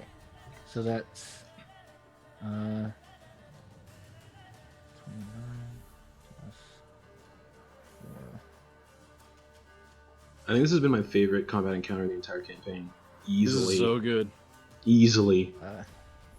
Are me and Ogden gonna get turned into full-mate? No. Full-mate Alright. mignon? No. So Because you're inside it, right? 42 fire damage. It's vulnerable to fire, so it multiplies that. So it's 42 fire damage because Right. he succeeded on the save. So 42 multiplied by 2 because it's vulnerable to fire damage, so it's 84. No, but it Well, succeeded. right. But that was total. I understand. So it's 40 Oh, 42 halved then? Yeah. Because Yeah, it Yeah, succeeded? halved and then times 2. Okay, Yeah, so, so it's 21 42. times 2, because of vulnerable, it takes 42 fire damage. Oh, it's just barely up. Cool. It's looking like shit on the outside now, too. Anything else, Kisonk? This Firestorm lingers, doesn't it? Mm-mm. Oh, No. okay. Anything else? No, I thought it was going to be real cool. I mean, that was pretty. It was real cool. Actually, it was really hot. Leah gets digested next turn. Rest in peace. Oh, so sad. Anything else, No, Kisonk? that's my turn. I'll just strike a victory pose Okay. as it probably eats me on the next round. Ogden Boon, your turn. You're inside the worm. What are you doing? You can't see. You're restrained. I'm going to do a move that I've done at a concert when someone with their elbow pinned me against the rest of the pit and I was splayed out and couldn't move. I just start thrashing. Yeah! Mosh pit inside the worm. So make an attack roll, just a straight attack roll because of the Icarus distraction from the outside. I start thrashing. You can just hear Icarus on the outside go, "Come on, brother!" Is there any because didn't Ogden's sister take some sort of damage when she was in there? Do we take any damage? At the start of the worm's turn. Oh, okay. Okay. Was an 18 enough? An 18 just hits. Okay, that's fucking sweet. Thank you. Yeah. Didn't remember if Just that was... moshing inside the worm, punching its like insides. I'm just that it's just that scene from Footloose, but Mhm. inside and less articulate, and also from someone who probably couldn't even so buff Yeah. they can't even wipe their own ass. Like It's like that's the- how buff. Yeah. Roll damage, baby. I haven't seen Footloose either. Me neither. It's all good. My references are old and rare. So that is This is 8 the best movie necrotic, ever. 4 of the regular, and then 16. So, sorry, hold on. 16 plus 4, 20. Don't even worry about it. Ogden, 28 Boon, damage. how do you want to do this? Yes! Hercules! Hercules Mulligan! Oh, just Well, So- I mean, Hercules cutting up the Hydra, but Yeah. also, yes, Hercules Mulligan. So just it's like a punch tear with the club involved as well that keeps throttling through, Totally. and I keep making my way through and make my own hole out of the top of it. Okay. Try and get through Sure. and rip all the way through to All try right. and just As like- the worm is reduced to 0 hit points, it explodes in a burst of frigid energy. The Oh. people that were inside, Ogden and Leah, automatically fail the dex save. Everybody else within 60 feet needs to make a dexterity saving throw. As this cold just... if, we if all- Eclipse and I are behind the 6-inch thick window, or we? No. It goes around corners. Yeah, it's a huge fucking explosion. Just... I'm just imagining Noose on top of the glass victory pose. So yeah, dex saves from everybody. Ogden and Leah both fail. Leah, you take 28 points of cold damage. You're knocked unconscious. Ogden, you take half of 28, so you take 14. Ash, what'd you get? Dex save. 19. You take 28 cold damage. All right. Kisonk. 20. Succeeds, exactly. You take 14 cold damage. Ooh. Eclipse. 23. You take With half evasion. Of, you take half of 28, so you don't take anything. As this explosion happens and everything's decimated around you, that window finally just... I catch Keysong as he falls out the window. I got you, buddy. But the worm is lying dead in the stands. People are just fleeing the arena. Was Latimer inside? No, he wasn't. in the actual room. All right. Leah is inside the worm, so is it. So many dead people in those stands right now because Yeah. it exploded. That's what killed a lot of people too. It's within 60 feet of it. Yeah. Ash, it's your turn. You guys don't know that Leah's unconscious because she's still inside the worm. Oh, did it not explode like into pieces? And No, it's like a burst. Just oh, okay, yeah, it's not in pieces. okay. But yeah, currently, yeah. I'm gonna grab what's his name by the leader by the hair. Okay, Goron. I'm just gonna walk up. I'm just gonna drag him up to the edge of the shattered window and just hold him up. Just dangle him. Hold him up by one hand over the edge, Okay. and just yell out over the crowd and the guards and everything. Your leader and your worm are dead. Please submit yourself for surrender immediately. And I'm just gonna drop him. I hold up News Tire. King Tire. Okay.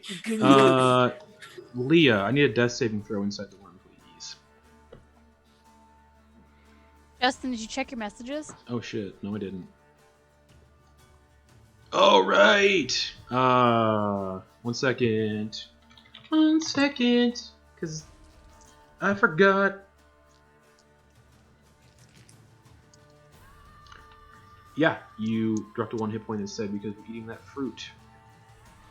And you're conscious in the worm with 1 hit point. And as Ash Just imagine lifts, just and this as A- explosion, and then I'm just out, and then I'm like, oh, wait a fucking minute. Oh, that fruit's good. as Ash drops the Knoll's body and yells out to the crowd, that's where we're going to end the session for the week. I'm a little salty. Ash stole my, I was Yes. look, we were in a hurry, all right? I wanted to make sure that it got done. I didn't mean Yeah, to but steal your now thunder. people think you did it, and I really did all the work for him. I know you did. I just wanted to make sure. We have injured friends down there. I wanted to make sure shock and awe happened immediately before the guards could, start throwing fireballs. It's just a lot Just of fly news down to Leah. dead You guys can't see Leah because she's still in the worm. It's half movement to get out of the worm. Well, down to the worm. We'll cover that next week. But yeah, Ash drops his Nola into the crowd. People are scattering. Whatever. People on the other side of the arena are fine. But people on this side of the arena are fucked up. There's crushed bodies in the stands. There's frozen solid bodies in the stands. Incinerated bodies in the stands. But yeah, that's where we're ending the session for the week. So Ogden Boon gave this worm a new blowhole. he did. So Ogden's also like climbing out of its head. But that's where we're ending the session for the week. We'll be back next week to continue this. That took Ash's action, right?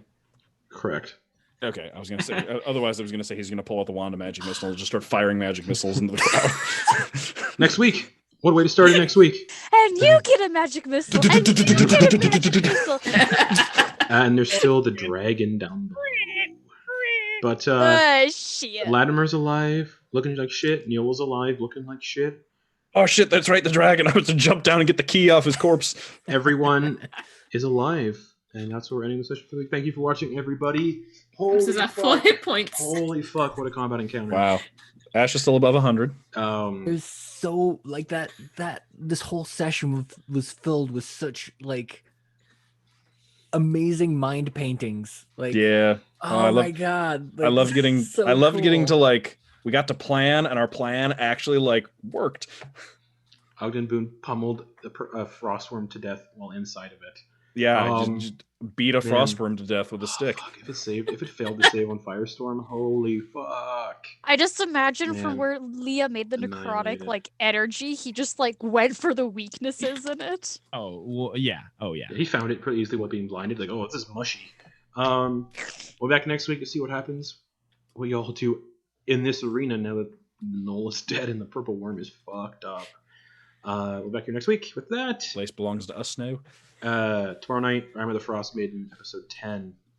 So Black Cabin. Pirate ship. Good night, everybody. I wonder how many of these guards would be willing to join our crew. Probably not many. They're all slave traders. What a thing to end That's on. True. That's true.